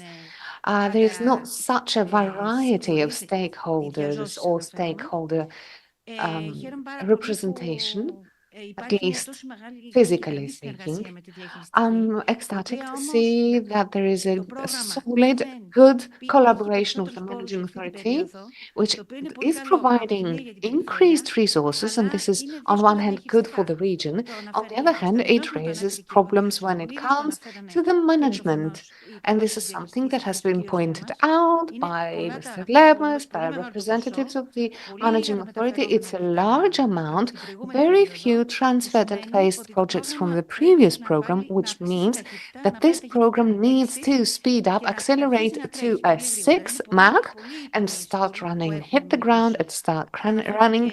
There's lots of sectors that have been left behind. The action regarding ICT, risk-free, we have the planning for the governance of RES, which is ready, but the call is about to come out at the end of 2024. The program is almost nearing its end. So we have 2 years to go. I understand that it took a while for the approval of the project to come around, but we need to speed things up. And green projects, there is a call that has been issued, or rather one call to be issued, which means that, and I'm talking about green sites, you have decided that green sites will exist. As regards now ITIs, SUDs needed to have been approved 18 months after the beginning of the program. The SUD of Lamia is still not there. I'm guessing there was some kind of change in plans. Could you clarify? And as regards ITIs, the Asopos ITI is a strategic importance project, yes. It has been integrated in the ITIs. I'm not sure about the amounts, but this is something that we can look at in-house, how the 5.2 budget can truly service all these ITIs. I'm guessing you'll show me the numbers. But the governor also mentioned the ITI for Sperchios River, and I'm wondering where the money will come from for that. That's what I had to say. I am glad to see that you are willing to speed things up. And it's true that calls are about to be issued, but still there's a lot of work to be done, and you do need to move faster. Governor. Thank you very much. A couple of comments based on the latest observations made. The Sperchios ITI, it's not the first time we've mentioned that. I think that in all public discourses regarding the ROP, I have included this ITI. The funds are there. We're not talking about SUD funds. It's primarily the instrument we're interested in, and right now the EU is encouraging smaller projects, and that's very helpful. As regards publicity and communication that Mr. Makris mentioned, it's very interesting. A few comments thereon. First, at all times and events, we try not just to make a comment, but also to highlight the role undertaken by the EU, not just in order to appeal to the public, but also because it raises the interest on behalf of candidate beneficiaries, and also because that's the way to go about it. It makes sense in a management way of thinking, managerial way of thinking, to say that not everything is covered by national resources, but it is co-financed, co-funded by the EU. If this has not been made obvious, it is up to us to fix it. Now, I wish that we had with us colleagues from the information systems special service, and the Special Coordination Service. Είναι ότι κατά το πιο πρώιμο διάστημα ο COVID δεν είχε την πιο πρόσφορη, έτσι, δεν είναι πιο πρόσφορη περίοδο κάτι τέτοιο. Και προς τα τέλη, some projects were affected from the beginning, the onset of the pandemic. And then after the pandemic, we had the elections, the European elections. So for a while, early stages, 4 months ago, for example, we didn't feel it would be ethical to take up mass media capacity, let's call it that, because that could have been considered an effort to support the existing government and what have you. So communication and promotion were affected by that. However, it is true that the projects co-financed by the EU need to be shouted from the rooftops. We need to make sure that the co-financing is more than just visible. Mr. Bokas, scientific executive of EEP, unfortunately we've run out of time, so please stick to 2 minutes for your intervention. Can you hear me? Yes? Very briefly, let me just say that we represent small and medium-sized enterprises, so we're very happy to hear about projects financing small and medium-sized enterprises, because we've seen many financing instruments targeting large enterprises. And startups are also important. And when it comes to social economy, that's very important, because we need to create an ecosystem that allows for an association between business companies and large urban centers and the rural areas. However, on the other hand, we also need to introduce actions and measures in order to make sure that SMEs can have a voice when it comes to claiming resources and funds. Somebody spoke of the demographic problem and said that if there are no new job openings, then there is no reversing aging or the flight of human resources from certain areas.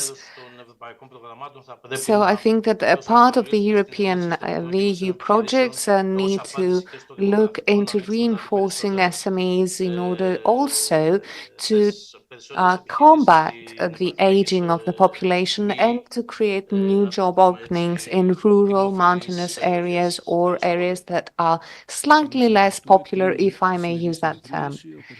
Thank you. We will now conclude at this point our meeting of today. The Governor will read through the conclusions and findings. I think that it is amongst the few cases of monitoring committees meetings where we have such a smooth flow regarding the conclusions. So, the monitoring committee of the operational program for Sτερεά Ελλάδα 2021-2027 that met under decision of the governor such and such. Αποφάσεις ομοίως συνήλθε στην τρίτη συνεδρίαση στις 26 Ιουνίου στο Καρπενήσι. On June 26th in Karpenisi, following the call by the governor. Now, in this meeting, we had 28 members with the right to vote on behalf of 45 members and 4 members without voting rights. Given that there was a quorum, there was approval of the following agenda: introduction, approval of the minutes of the second meeting, presentation by the President and presentation by the Commission. Presentation of the implementation of the program, information on the progress of the program, implementation course for 2021-2027, the planning and programming of calls and strategic projects, ICI information, information on evaluation and assessment program, issues, progress of implementation on publicity and communication, special issues, special items, discussion,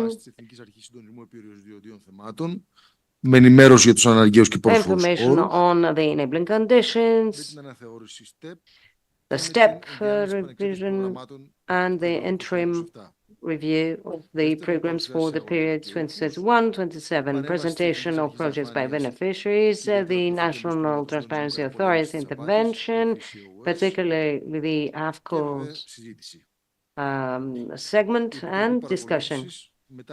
The Monitoring Committee, following the presentation of the items of the agenda, concluded the following. 1. Approval of the minutes of the second meeting. Approved. Εισήγηση του Προέδρου της Επιτροπής Παρακολούθησης, Περιφερειάρχης Στερεάς Ελλάδας. Proposal by the governor. Intervention by the governor, then intervention by the mayor, the Association of Municipalities, presentation by the European Commission. We had the representatives of the European Commission, Ms. Meletiu, representative of the Greece-Cyprus unit, Mr. Rasmussen had for Cyprus and Greece. Information on the completion of the program for Στερεά Ελλάδα. Implementation course and information on the planning of calls affected and quite analytical vis-a-vis the priority, the progress, the allocation, the actions included, strategic projects, etc. Information on ITIs. Head of Unit A informed the members of the committee on the course of ITI and SUD ITIs and the Northern Avia ITI and the new ITIs under the new program, information and issues pertaining to evaluation and assessment. The head of Unit A informed us on all that under the new program and regarding the completion of evaluation and assessments under the old program. Στέλεχος Μονάδας Α ενημέρωσε τα μέλη της Επιτροπής για την πρόοδο information on implementation of the strategy on information and publicity.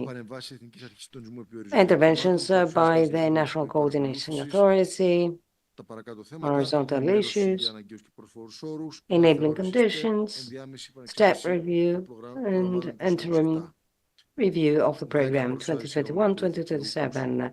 10 presentation of projects by beneficiaries, the community center of Agrafa, and the Pandavrechi Gorge